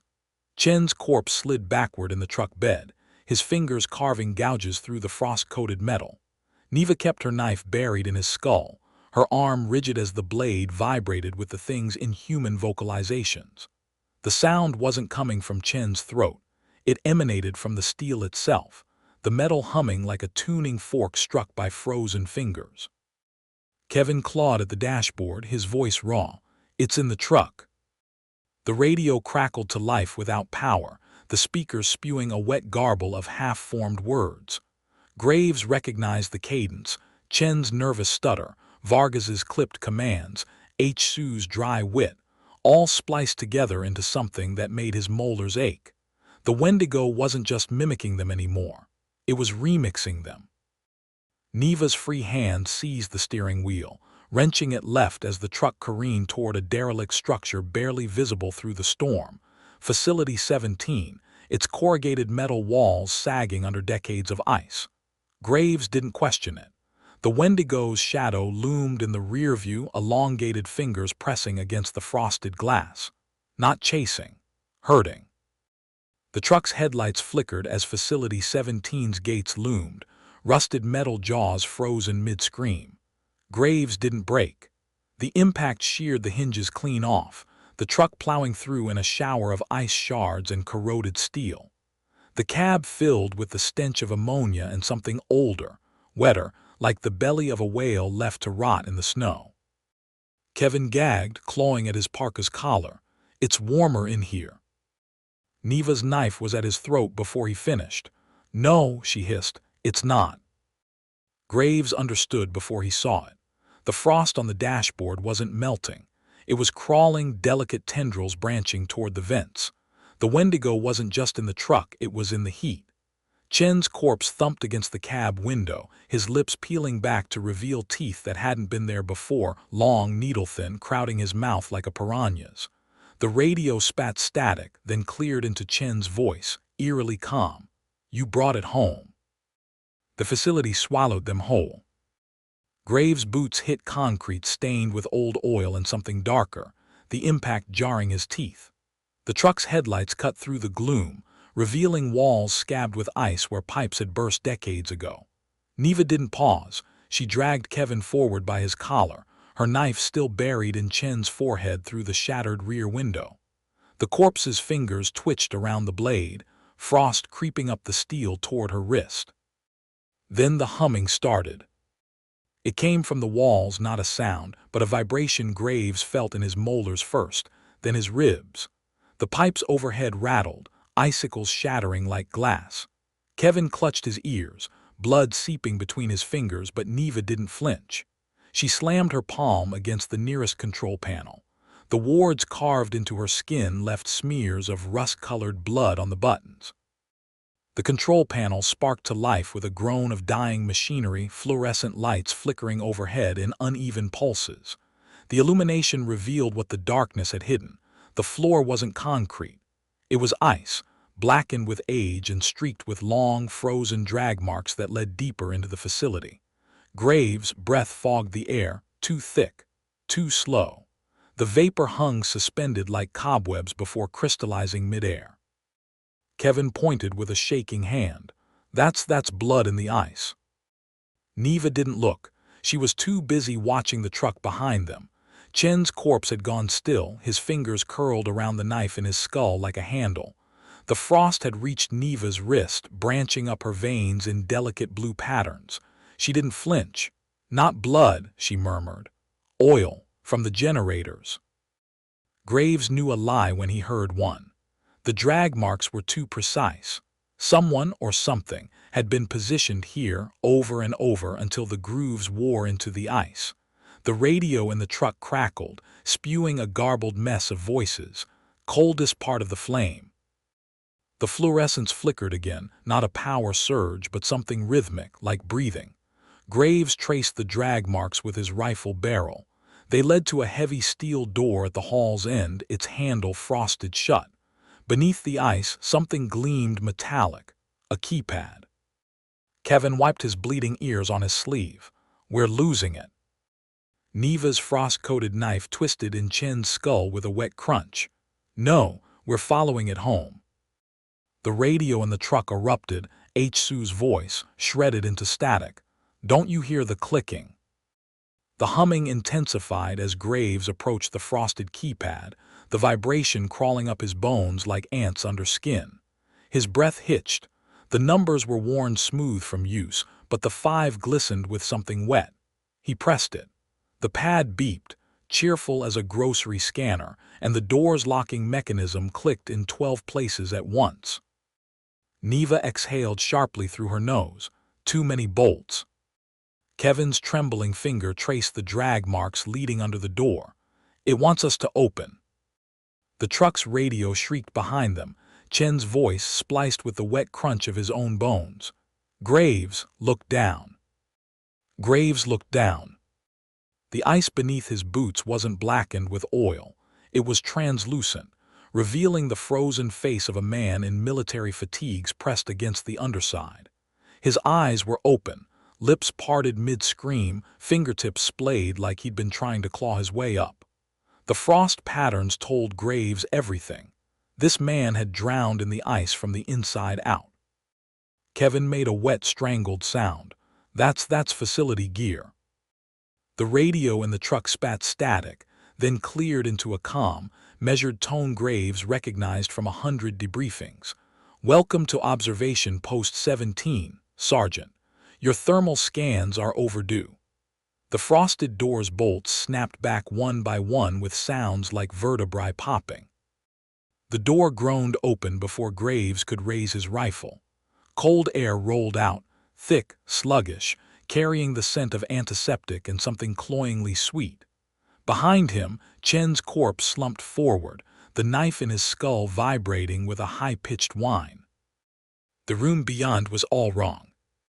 It wasn't a lab or storage bay, just a vast, empty space where the floor dipped into a shallow basin filled with ice.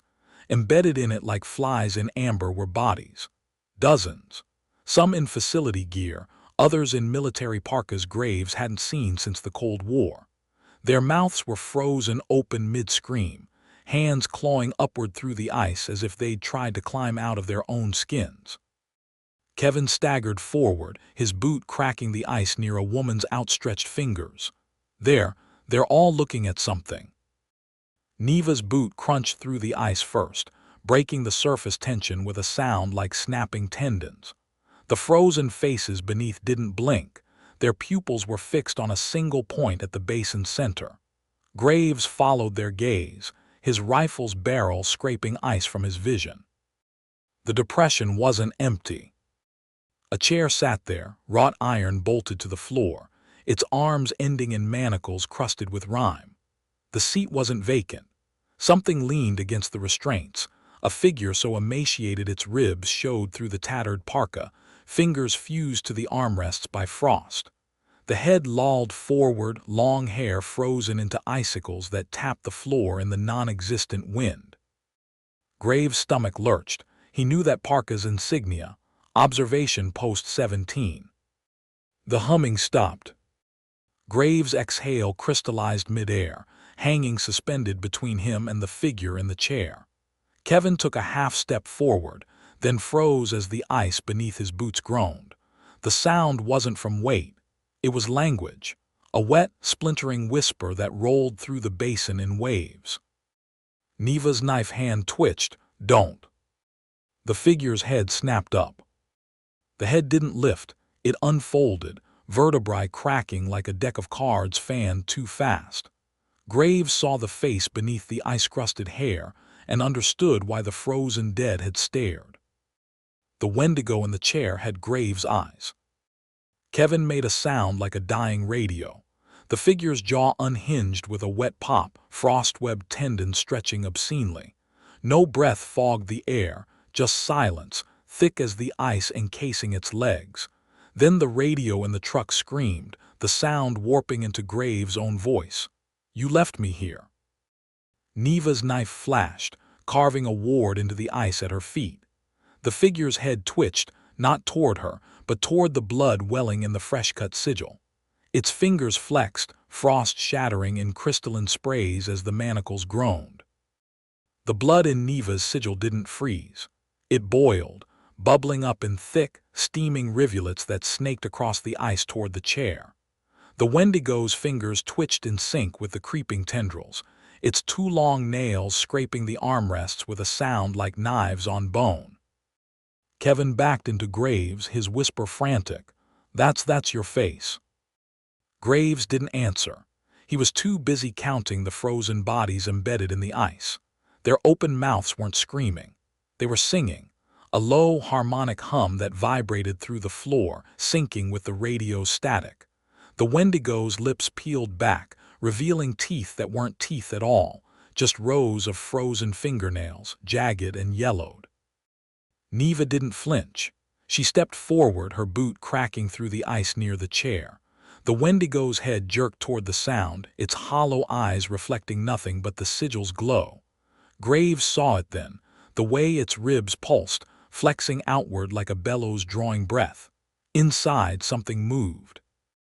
The thing inside the Wendigo's ribs wasn't a face this time. It was a hand, pressing against the bones from within. Graves' breath caught. He knew that scar across the knuckles, knew the way the little finger bent slightly outward from when he'd broken it punching through a car window in Kandahar. Kevin's whimper cut through the humming. "Sarge, your hand." Neva didn't hesitate. Her knife plunged into the Wendigo's chest, not at the ribs but lower, where frost had fused the parka to its pelvis. The blade struck true, shearing through layers of ice and rotting fabric to bury itself in the chair's iron frame. The Wendigo didn't scream. The radio did, blasting Graves' own voice back at him in a distorted wail. "You don't get to leave twice." The ice beneath them moved, not cracking, flowing like liquid mercury, swirling around Neva's boots in intricate patterns. The frozen corpses embedded in it turned their heads in unison, their pupils dilating as one. Graves saw it then, the truth in their ice-clouded eyes. They weren't staring at the Wendigo. They were staring at him. The Wendigo's head lolled to the side, vertebrae popping like firecrackers. Its mouth stretched wider, too wide, and Graves saw the thing inside its ribs more clearly. His own hand, pressing outward, fingers splayed as if reaching for him. The radio static shifted, warping into his own ragged breathing from 5 years ago, the night he'd left Facility 17's team behind in the storm. Neva's wards flared crimson as the ice patterns solidified around her boots, trapping her in place. She snarled, twisting the knife deeper into the chair's frame. "It's not you," she spat at Graves. "It's the hole you left behind." Kevin backed toward the door, his boots crunching through frozen viscera. "We need to," his voice cut off as the ice near his feet rippled, forming perfect footprints where none had been. The radio shrieked, Chen's voice now, spliced with wet, tearing sounds. "Why won't you look at me?" Graves didn't turn. He couldn't. The Wendigo's ribs flexed wider, and inside his own hand unfurled, palm up, fingers beckoning. The gesture was unmistakable. "Come closer."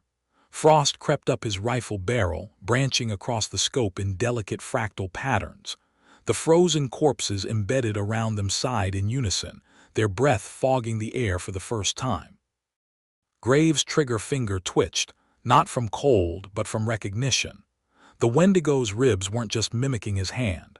They were replaying it, the exact gesture he'd used to signal his team forward that night at Outpost 17, right before the storm swallowed their screams. Neva's knife screeched against the iron chair as she wrenched it sideways. "Don't listen."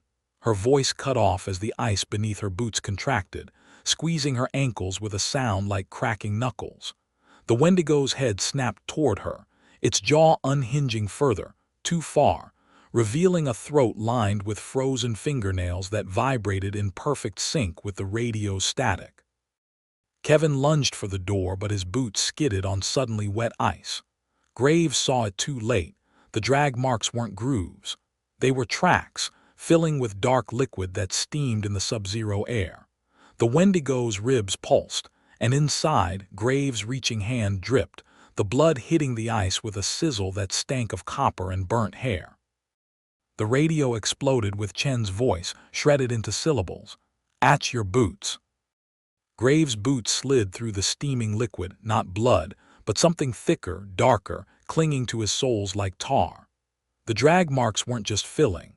They were aligning, forming a perfect circle around the chair with mathematical precision. Kevin screamed as his left boot sank to the ankle, the ice beneath him turning translucent to reveal a frozen face staring up, his own, mouth stretched in a silent howl. Neva's wards flared white-hot, the carved symbols burning through her sleeves. The Wendigo didn't react. Its hollow eyes remained fixed on Graves, ribs expanding further until the hand inside brushed against the bones, Graves' hand, but wrong. The fingers were too long, the nails blackened and splintered from chewing at something frozen. The radio static resolved into a single word, whispered in unison by every corpse in the ice. Remember. Graves remembered. Graves' breath crystallized mid-exhale, the ice fractals hanging suspended between him and the Wendigo's outstretched hand. He knew that scar, the ragged white line across the knuckles from when he'd punched through a windshield to drag Vargas out of a burning Humvee. But the hand in the Wendigo's ribs was wrong. The scar pulsed black, throbbing like a fresh wound, and the fingertips ended in jagged points where he'd bitten his nails bloody during H-Su's last stand. The radio static shifted into Chen's voice, but the words weren't Chen's. You counted the bodies wrong. Kevin's scream cut through the hum. Graves turned just as the ice beneath the rookie's boots turned liquid black, swallowing him to the knees. Kevin thrashed, but the substance clung like tar, pulling him down toward his own frozen reflection. The face beneath the ice wasn't screaming anymore. It was smiling, lips peeling back to reveal teeth filed to points. Neva's knife flashed, carving through the air toward the Wendigo's throat, but the blade never connected. The Wendigo's jaw unhinged further and the teeth inside changed, morphing into perfect replicas of Neva's own molars. The radio shrieked, her mother's voice this time, as the Wendigo bit down on the knife with a sound like snapping bone. The steel shattered, the shards embedding in Neva's forearm as the Wendigo's tongue lashed out, too long, barbed with frozen fingernails, and licked the blood from her wounds. Neva's blood froze before it could drip, crystalline droplets hanging from her torn sleeve like rubies strung on wire. The Wendigo's tongue retracted with a wet snap, the barbed nails scraping against its own teeth in a sound that made Graves' fillings ache. The radio belched static, then cleared into a child's giggle, Kevin's daughter, pitch perfect, before warping into Neva's mother's death rattle.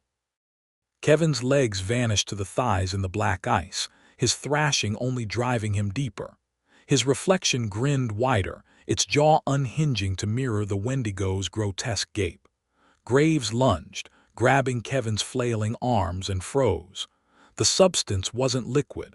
It was alive, pulsing against his gloves in time with the corpse's humming. The Wendigo's ribs flexed. Graves' hand inside them twitched, no, not his hand, not anymore the fingers elongating into jointless stalks that tapped against its sternum in a mockery of Morse code. The radio translated, "R.I.P. out." Neva moved first. She drove her shattered knife hilt into the Wendigo's left eye socket. The orb burst like a frost-rotted grape, spewing black slurry that crystallized midair into jagged shards. The Wendigo didn't scream. The walls did, every frozen corpse in the ice shrieking through clenched teeth as their pupils swiveled to track Neva. The shrieking corpses weren't the loudest sound. That was Graves' own pulse hammering in his ears, the same rhythm as the Wendigo's tapping fingers. He wrenched backward, peeling Kevin from the black ice with a sound like Velcro tearing. The rookie came free, missing his boots, his socks shredded to reveal frostbitten toes already turning blue-black. Neva didn't glance at them. She was too busy watching the Wendigo's remaining eye, how it rolled in its socket to track the knife shards embedded in its face. The splinters vibrated, harmonizing with the corpse's screams into a single note that made Graves' nose bleed. Kevin collapsed against him, babbling, "It's in the walls." Graves saw it then, the way the ice patterns shifted, forming perfect fingerprints where Neva's blood had splattered. The Wendigo's ribs flexed again, and this time Graves saw what the reaching hand clutched. A tattered strip of fabric from a Facility 17 parka, stained with old blood in the exact shape of Vargas's dog tags. The Wendigo's fingers uncurled with a sound like ice cracking underfoot. The strip of fabric fluttered to the ground, except it didn't fall, it drifted, suspended inches above the ice as if held by invisible strings. Graves watched the bloodstain spread, forming letters he'd seen 1,000 times on Vargas's paperwork. LT, MVARGAS in smeared capitals. Neva's breath hitched. Don't read it aloud. The Wendigo's tongue lashed out, not toward them but toward the floating fabric. The barbed tip pierced through Vargas's name, and the moment it made contact, Graves heard it, Vargas's voice, not through the radio, but inside his skull, crisp as the day they'd met. You always count the bullets after, never before. The memory stung like a slap. Vargas had said that to him 3 minutes before the ravine. Kevin moaned, clutching his bleeding ears. Make it stop. The floating fabric twitched, the name Vargas stretching into elongated cursive as the Wendigo's tongue retracted. Graves' vision doubled. Suddenly he was back in the ravine, watching Vargas crouch to examine thermal prints that shouldn't exist. The memory tasted like copper and gun oil. Neva's boot slammed down on the fabric, her heel grinding it into the ice. The Wendigo's remaining eye swiveled to her, pupil dilating until it swallowed the room's fluorescent glare. The corpse's humming hit a crescendo, then cut off mid-note as Neva spat onto the ice. Her saliva didn't freeze. It burned, eating through the frost like acid. Graves grabbed Kevin's collar, dragging him backward as the black ice surged upward in spikes where Neva's spit had landed. The Wendigo's ribs creaked, the hand inside flexing. No longer Graves' scarred knuckles, but Vargas's thick fingers, the nail beds black with frostbite. The radio shrieked static, then cleared into Vargas's last words. Sarge, why's it got your eyes? Kevin's teeth chattered. It's changing. The Wendigo's ribs snapped shut with a crack like splitting timber, severing Vargas's fingers mid-reach. Black fluid sprayed across Graves' visor, not blood, but something thicker, teeming with microscopic ice shards that skittered like insects against the glass. Neva didn't flinch. She kicked the frozen fabric aside and lunged, her remaining knife flashing toward the Wendigo's throat. The blade never connected. The Wendigo's head twisted, rotating 180 degrees with a wet crunch of vertebrae, its remaining eye fixing on Graves with pupil dilated wide enough to swallow the room. Graves' breath caught. That wasn't Vargas's brown iris staring back. It was Chen's hazel one, complete with the scar through the left brow from Kandahar. Kevin retched, Sarge, your eye. The radio exploded with overlapping voices, Chen's stutter, Vargas's commands, H-Su's dry wit, all spliced into a single guttural growl. You left them in the ice. The black substance pooling around Kevin's ankles surged upward, coating his legs to the waist in seconds. He screamed as it hardened into a glossy shell, his thrashing limbs freezing mid-motion like a fly in amber. Neva's knife arced toward the Wendigo's exposed throat, then stopped dead, the blade quivering inches from frost-brittle skin. Graves saw why. The Wendigo's elongated fingers had snapped up faster than humanly possible, gripping the steel between thumb and forefinger with surgical precision. The metal screamed as it warped, the blade twisting into a corkscrew before shattering into jagged shards that embedded themselves in the ceiling. Kevin's petrified legs cracked audibly as he struggled, the black ice creeping up his torso in fractal patterns. His scream cut off abruptly as the substance reached his jaw, sealing his mouth mid-gasp. Graves lunged, rifle butt raised to smash the casing, then froze. Kevin's eyes weren't panicked anymore. They were amused, pupils dilating to mimic the Wendigo's uncanny gaze. The radio static resolved into a child's giggle, Kevin's daughter, but wrong, the pitch sliding between octaves like a broken music box. Neva didn't hesitate. She drove her boot into Kevin's chest, the impact sending him toppling backward into the black ice with a sound like shattering porcelain. The frozen casing held for half a second. Then it melted, swallowing Kevin whole as the surface rippled once before solidifying into perfect smoothness. Graves' rifle clattered to the ice. He barely heard it. Kevin's face stared up at him from beneath the glassy surface, mouth moving in perfect sync with the radio's distorted warble. You promised you'd keep them safe. The Wendigo's head snapped back to face Neva, vertebrae clicking like a Geiger counter. Graves saw it then.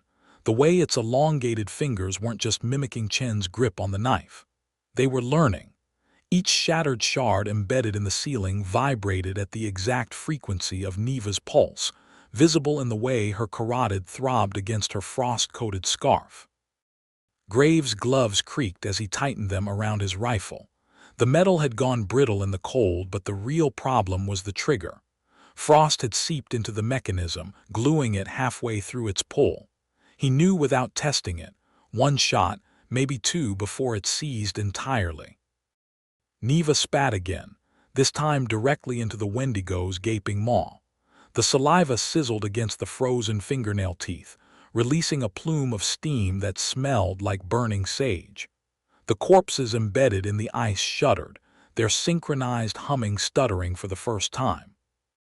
The Wendigo's ribs flexed open again, too fast, bones splintering with sounds like radio static. Inside, Kevin's face pressed against the cage of its ribs, his mouth stretched around a scream Graves couldn't hear. His lips moved in perfect sync with the corpses beneath the ice. You should have checked the thermal prints. The rifle slipped from Graves' numb fingers. It didn't clatter. The sound was wrong, muted, like a stone dropped into deep snow. He stared at Kevin's face pressed against the Wendigo's ribs and realized three things in quick succession. 1. The black ice beneath his boots wasn't reflecting Kevin's face anymore. It was absorbing it, the features stretching like taffy before snapping into a new configuration. Chen's hollow cheeks, Vargas's crooked nose, Su's scarred brow. 2. The corpses embedded around them weren't humming anymore. They were breathing, fogging the air in unison with the Wendigo's rattling exhalations. 3. Neva's knife hand was shaking. The Wendigo exhaled, a sound like wind through a hollow tree, and Graves felt the cold inside his lungs crystallize.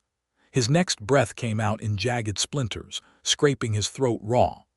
Neva's knife hand steadied, but Graves saw the tremor in her wrist where frost had spiderwebbed under her skin, branching up her veins like reverse lightning.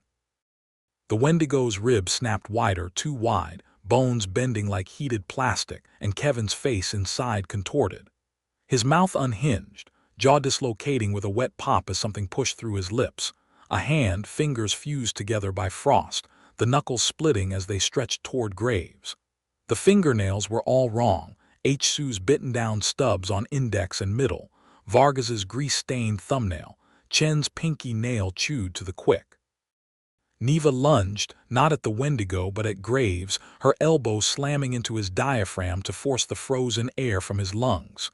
"Breathe out," she snarled. "It's in your—" The radio cut her off, blasting Chen's voice at deafening volume.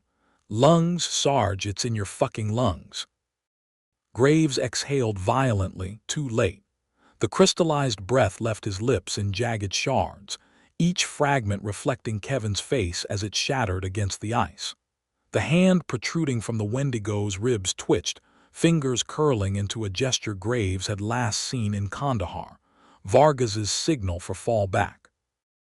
Neva's knife flashed again, not toward the Wendigo but downward into her own thigh. Blood welled hot and dark, steaming where it hit the ice.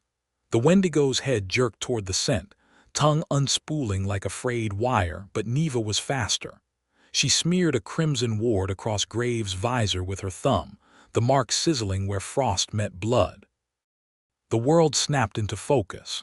The corpses embedded around them weren't breathing. Their chests were pulsing, ribs flexing in perfect sync with the Wendigo's. The hand inside its cage wasn't reaching for Graves. It was conducting, fingers twitching to the rhythm of the radio's static like a maestro leading an orchestra of dead air. Kevin's face inside the ribs contorted, mouth stretching wider until the skin split at the corners, revealing not teeth, but frozen dog tags stacked like piano keys. Graves recognized them instantly. Vargas's chewed-up tags, Su's polished ones, Chen's with the bent corner from taking a ricochet. The tags chimed as the Wendigo exhaled, playing a discordant rendition of taps. The radio static twisted into Vargas's voice. "Eyes on the ice, Sarge." But Graves was already staring at the dog tags inside the Wendigo's ribs. They weren't just chiming. They were spelling, each metallic clink forming Morse code Graves had drilled into his skull 20 years ago. R.I.P. out.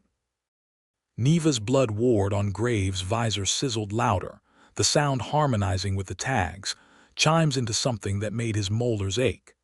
The Wendigo's tongue lashed toward him, not to strike, but to trace the steaming sigil, its barbed tip peeling back layers of frost like pages in a book. Where it touched, the blood turned black, boiling into vapors that stank of burnt hair and gunpowder. Kevin's face inside the ribs contorted further, his jaw unhinging like a snake to disgorge more of the fused hand. The fingers spasmed, knuckles popping as they formed another gesture, Chen's signal for compromised position. Graves' breath hitched. That was the move Chen had used in the ravine, right before the thermal prints inverted. The ice beneath Graves' boots moved, not cracking, rearranging, sliding into perfect replicas of the ravine's thermal patterns. Neva snarled, driving her knife into the floor, but the blade passed through the illusion like smoke. The Wendigo's ribs flexed again, and this time the hand inside wasn't just signaling, it was counting, the fingers flicking down one by one in time with the radio's dead air. 5, 4, 3.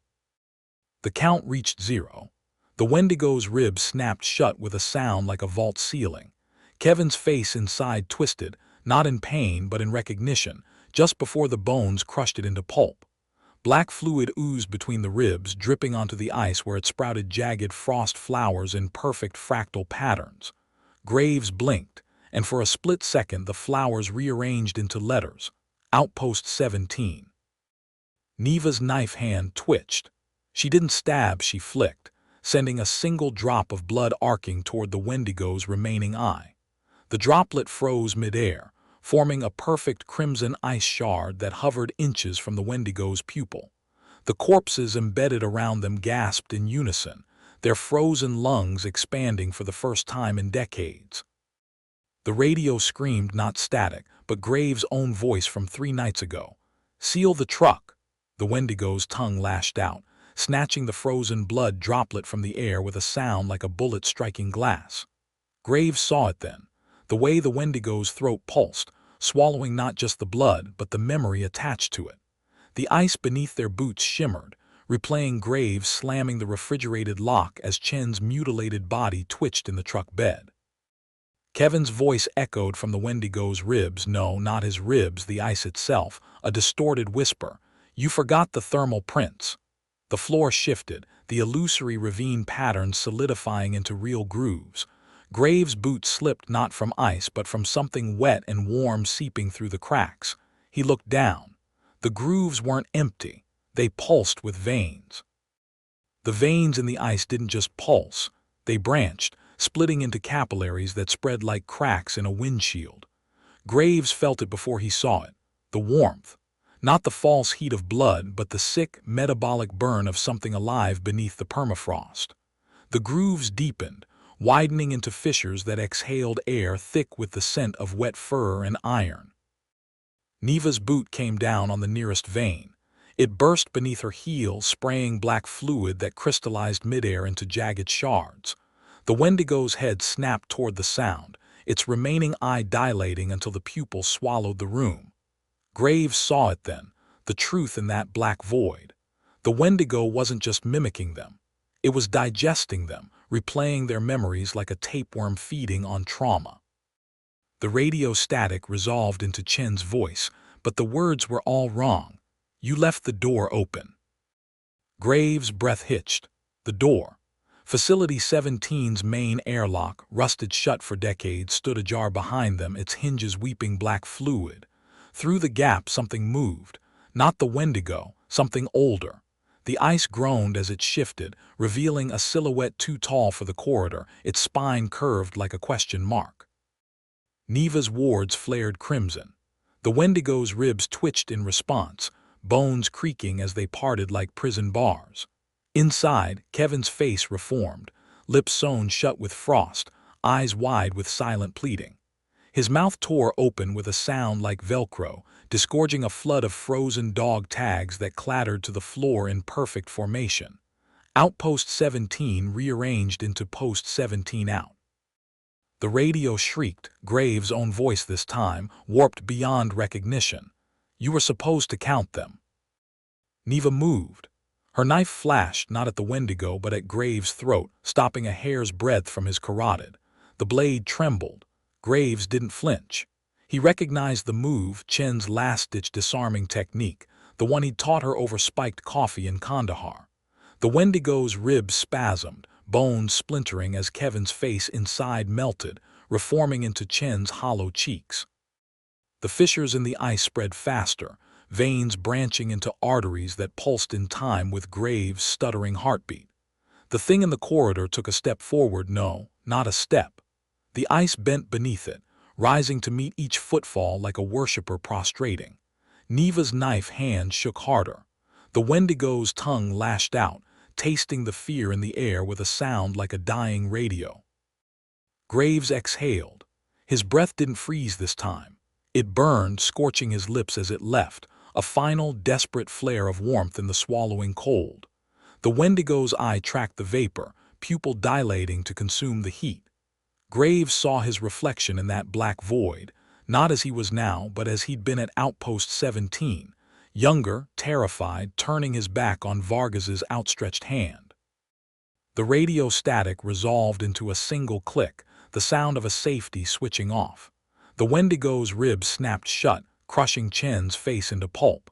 Neva's knife dropped an inch. Graves didn't stop it. The blade kissed his throat, drawing a bead of blood that froze instantly, a ruby teardrop suspended on steel. The thing in the corridor took another step. The ice screamed, fracturing into a perfect spiral around its feet. Graves recognized the pattern, the same fractal frost that had crawled up Vargas's rifle before it split. The Wendigo's tongue retracted with a wet snap, barbed nails scraping its own teeth in a mockery of laughter. Neva's lips moved. No sound came out. Graves read the words anyway. You were supposed to count them. The Wendigo's ribs twitched, not flexing, but echoing the movement, replaying Graves' own aborted reach toward Vargas's drowning hand. The radio spat static, then cleared into perfect silence. The silence was worse. The veins in the ice pulsed once, a final shuddering contraction, and went still. The thing in the corridor tilted its head. No, the ice tilted beneath it, warping to mimic the motion. Graves' reflection in the Wendigo's eye changed. No longer Outpost 17 Graves, something older, something that remembered the weight of a child's body in its arms, small hands clawing at his parka as the ice took her first. Neva's knife hand steadied. The blade didn't. It vibrated at the exact frequency of the dog tags inside the Wendigo's ribs, chiming a discordant taps only Graves could hear. The thing in the corridor took another step. The ice didn't bend this time. It broke, shattering into 1,000 reflections of Neva's face, each one mouthing a different word Graves couldn't parse. The Wendigo exhaled. Graves' breath left his lungs in perfect sync, not frost this time but fog, thick with the scent of gunpowder and burning sage. The fog hung suspended between them, forming a shape Graves had seen 1,000 times in Kandahar, a perfect recreation of Vargas's last-hand signal, fall back. Neva's knife flashed, not toward Graves but through the fog, severing Vargas's phantom fingers mid-gesture. The blade didn't slow. It continued its arc into the Wendigo's throat, burying itself to the hilt in frozen flesh that parted like wet paper. Black fluid sprayed, not blood, but something thicker, teeming with microscopic ice shards that skittered across Graves' visor like ants. The Wendigo didn't scream. The corpses did, every frozen body embedded in the ice shrieking through clenched teeth as their pupils swiveled toward Neva. The sound wasn't human. It wasn't even sound, just pressure, popping Graves' eardrums like bubble wrap as the Wendigo's ribs flexed open one final time. Inside, Kevin's face was gone. So was Chen's. All that remained was Graves' own hand, blackened with frostbite, fingers fused into a claw still clutching Vargas's dog tags. The tags weren't frozen. They burned, glowing cherry red as they seared through the Wendigo's ribs like a hot poker through snow. The thing in the corridor took another step. The ice didn't shatter this time. It melted, boiling away in concentric circles that revealed the floor beneath, not metal, not concrete, but bone polished smooth by decades of scraping ice. Graves saw it then, the truth written in the marrow. Facility 17 wasn't a research station. It was a cage. Neva's knife twisted deeper. The Wendigo's throat split like overcooked meat, revealing not vocal cords but a spiral of frozen dog tags vibrating in perfect unison. The sound they made wasn't static. It was counting, 5, 4, 3, 2, 1, the same cadence Graves had used to time explosives in Kandahar. The tags reached 0. The Wendigo's ribs detonated. No flash, no fire. Just cold absolute consuming as the explosion inverted, sucking heat from the room like a vacuum. Graves' vision whited out. When it returned, the Wendigo was gone. Only the chair remained, its iron frame warped into the shape of a man mid-scream. The radio crackled, not static but Graves' own voice, whispering a single word: thermals. Neva staggered back, her knife embedded in the chair's frozen occupant, a facility soldier with Graves' face. No, not his face. Close enough. The features blurred when Graves blinked, cycling through Vargas's stubble, Su's scar, Chen's hollow cheeks. The soldier's mouth moved, syncing with the radio's next transmission. You forgot to check them. The floor lurched. Graves caught Neva as she stumbled, her blood-slick grip sliding against his parka. The veins in the ice were dead now, blackened, brittle, but the thing in the corridor still advanced. No, not advancing. The ice receded before it, peeling back like skin from a wound to reveal the truth beneath. A cavernous throat lined with frozen corpses, their arms outstretched in perfect unison. Neva's breath hitched. Not a cage, she rasped. A trap. The radio spat static. The chair's occupant convulsed, ribs cracking open to reveal Kevin's face inside, his lips blue with frost. His mouth formed words Graves felt more than heard. You were the bait. The thing in the corridor took another step.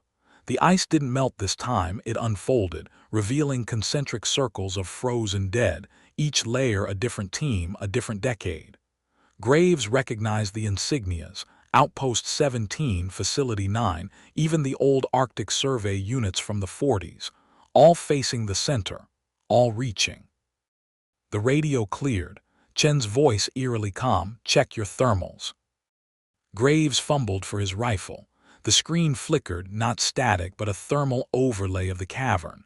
The corpses glowed corpse gold. The thing in the corridor burned black, a negative imprint of heat. The chair between them pulsed both at once. Neva wrenched her knife free. The blade came away crusted with frozen blood that moved, slithering down the steel like a living thing. It's not wearing you, she whispered. You're wearing it. The chair's occupant spasmed. The face shifted, Graves, then Vargas, then a child Graves didn't recognize but knew deep in his marrow, before settling into Neva's features, her carved wards now weeping black tears. The radio buzzed. Wards don't work when you carve them with their own fingernails. The thing in the corridor stepped into the light. Not a Wendigo. Not anymore.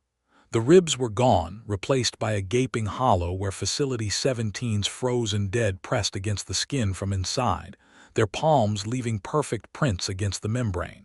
Its face was a smooth oval of ice, until it wasn't, features cascading through every person Graves had ever failed, too fast to track.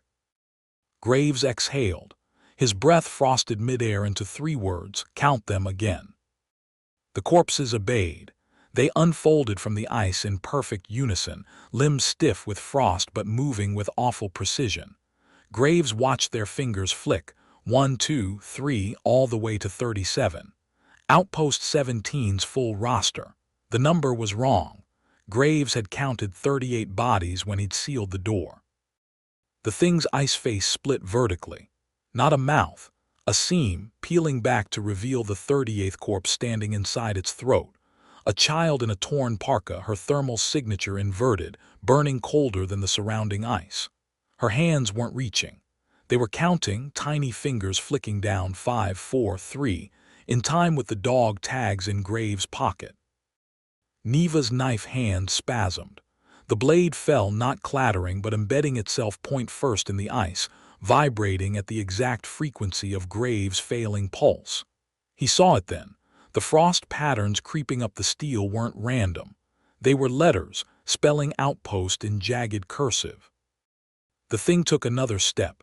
The ice beneath it didn't crack, it rearranged, sliding into perfect thermal prints from Graves' last patrol. The prints were wrong. He'd been alone that night. But there they were, 2 sets of boot marks side by side, the smaller ones lagging slightly behind, just like. Neva's spit froze before it hit the ground. Her wards weren't glowing anymore. They were bleeding black fluid tracing the carvings she'd made with Chen's knife. No, not Chen's. The blade had changed, its serrations now matching the Wendigo's fingernail teeth. Graves' vision swam. When had she picked it up? When had any of this started? The radio answered. You forgot the thermal prints. Not static, Graves' own voice from 3 minutes ago, 3 years ago, the timeline buckling like thin ice. The child inside the thing's throat mouthed along, her lips moving in perfect sync with the corpses unfolding around them. Graves' rifle clicked. Not the trigger, the magazine ejecting itself onto the ice. The bullets weren't frozen. They were humming, vibrating at the same frequency as the dog tags in his pocket. Neva grabbed one midair. The copper casing split like overripe fruit, revealing not powder but frozen blood that spelled outpost in jagged cursive. The thing stepped again. This time Graves felt it not in his bones but in the scar tissue over his ribs where Vargas's bullet had grazed him. The pain was fresh.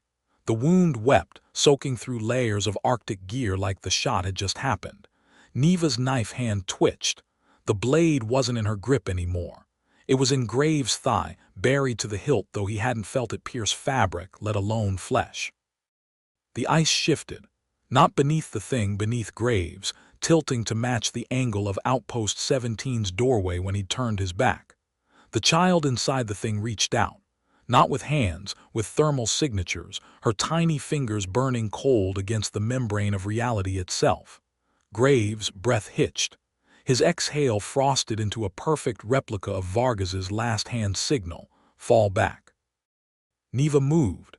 Not to attack, to brace, her boots sliding into the stance Chen had taught her for close quarters defense. The knife in Graves' leg chimed, harmonizing with the dog tags in perfect taps. The thing paused. Its ice face rippled, features cycling too fast, Graves' father's crow's feet, Kevin's chapped lips, Chen's broken incisor, before settling on the child's round cheeks.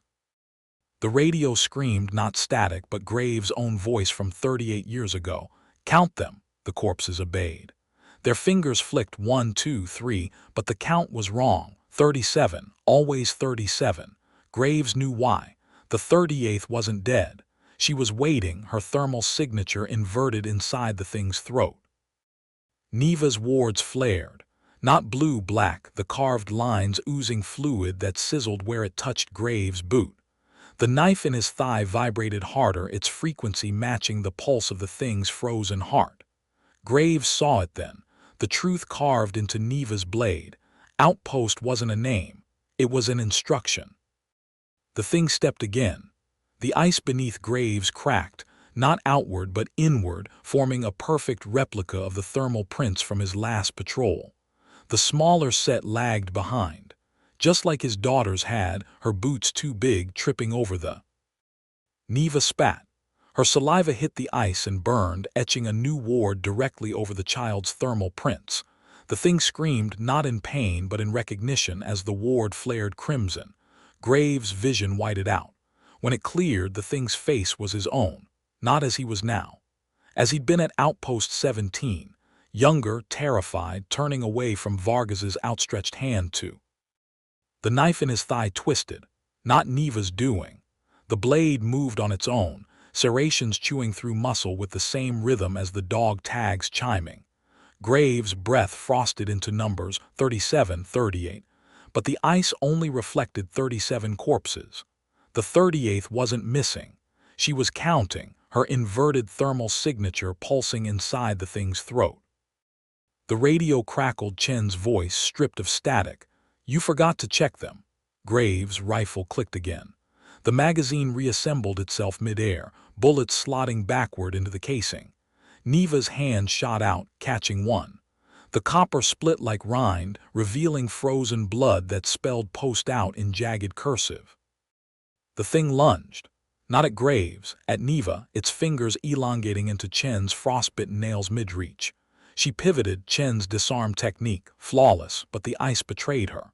The thermal prints moved, sliding beneath her boots to recreate the exact stumble Vargas had taken before the ravine.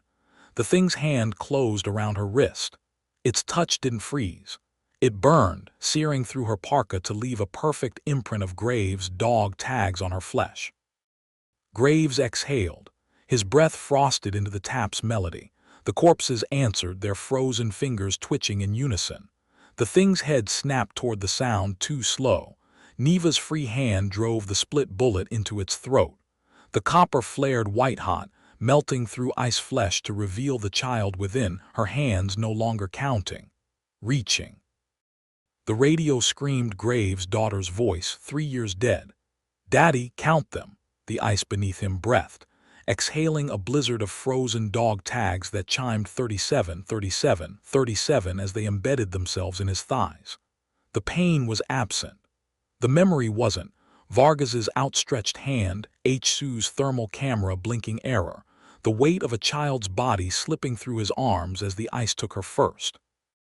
Neva's knife flashed, not at the thing, at Graves, severing the dog tag chain around his neck. The tags hit the ice and screamed, their metallic wail resolving into Chen's last words, "Check your thermals." The thing recoiled, its ice face cracking along the seams of Graves' crow's feet.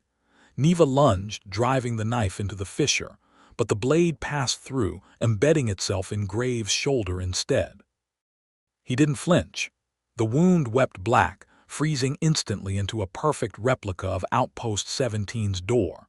The thing's fingers twitched. No, Graves' fingers mirrored in its ice flesh, tracing the edges of the frozen wound. The radio static resolved into a single, damning click, the sound of a safety switching off 3 years too late.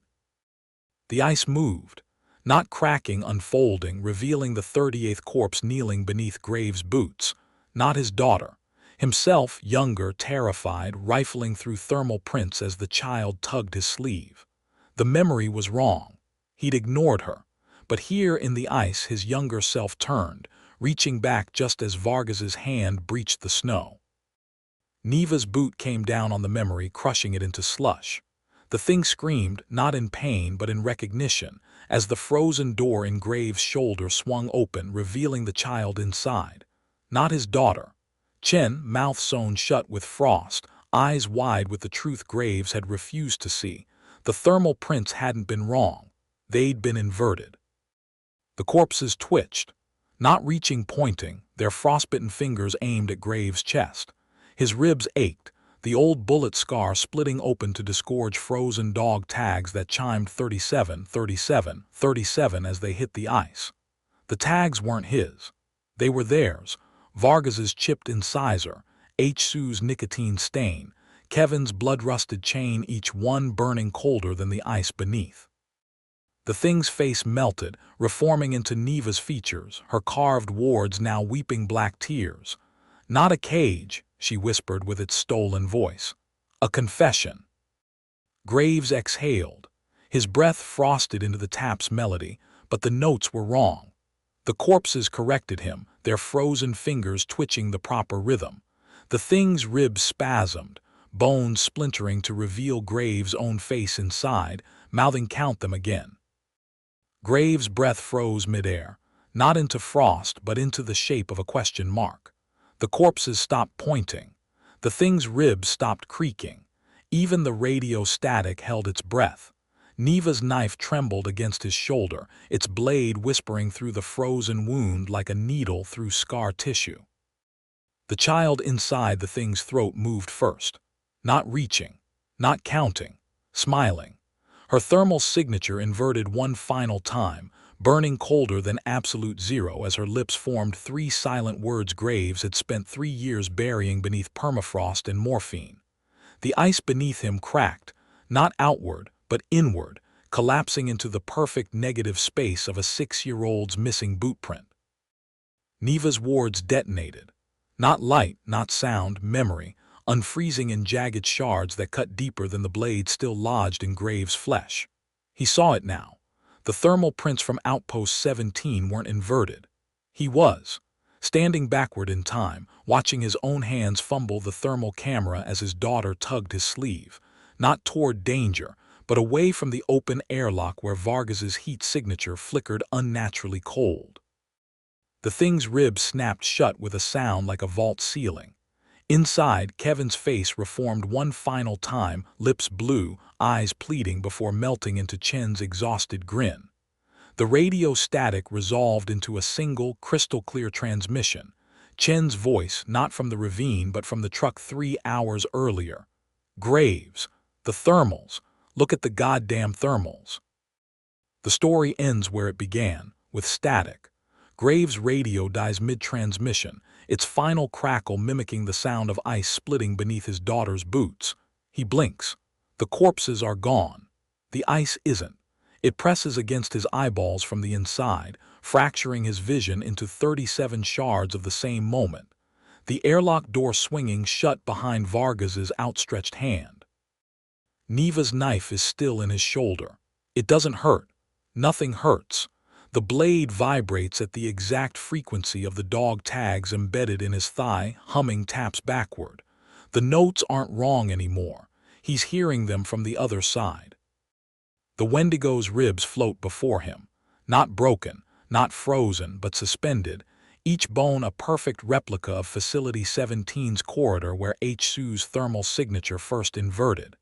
Inside, Kevin's face isn't screaming. It's laughing, lips moving in sync with the child's silent words still burning in Graves' eardrums. You were counting the wrong ghosts. The ice beneath his boots dissolves. Not melting, remembering, revealing the floor was never there. Just the ravine, gaping beneath him exactly as it had 3 years ago, 3 hours ago, 3 seconds ago. Graves' breath catches. It doesn't frost. It repeats, his exhale looping back into his lungs with Chen's final warning trapped inside. Check your thermals, check your thermals, check your... The static wasn't static at all. Graves realized this as his frozen eyelashes finally unsealed. It was the sound of 37 sets of lungs refreezing in perfect synchrony. The corpses stood now, arranged in a circle with their backs to him, their frost-gloved fingers still outstretched toward the center where nothing stood. Nothing visible. Neva's knife fell from Graves' shoulder, but the wound didn't bleed. It breathed, exhaling a plume of black frost that took shape as it hit the air, a perfect thermal imprint of the child's last steps. The print hung suspended, upside down, her tiny boot prints drifting upward like bubbles in reverse. The radio crackled, no words this time, just the wet sound of Chen's lips unsealing after hours of ice. Graves turned toward the noise and the ice turned with him, warping like a funhouse mirror to show him what he'd refused to see. The corpses weren't pointing at him. They were pointing through him, at his own shadow cast across the snow. Except shadows didn't breathe. His did, expanding and contracting in time with the Wendigo's stolen pulse. Neva moved first. Not toward the shadow but parallel to it, her boots finding purchase on thermal anomalies Graves' eyes couldn't process. Warm spots where no warmth could exist. Her knife hand trailed black fluid that froze midair into Cree syllabics Graves couldn't read but felt, like a name half-remembered from a dream. The shadow twitched, not recoiling, replicating, its edges sharpening into the exact silhouette of Vargas' midreach. Thank you for listening to tonight's stories. If you enjoyed them, please leave a like and subscribe.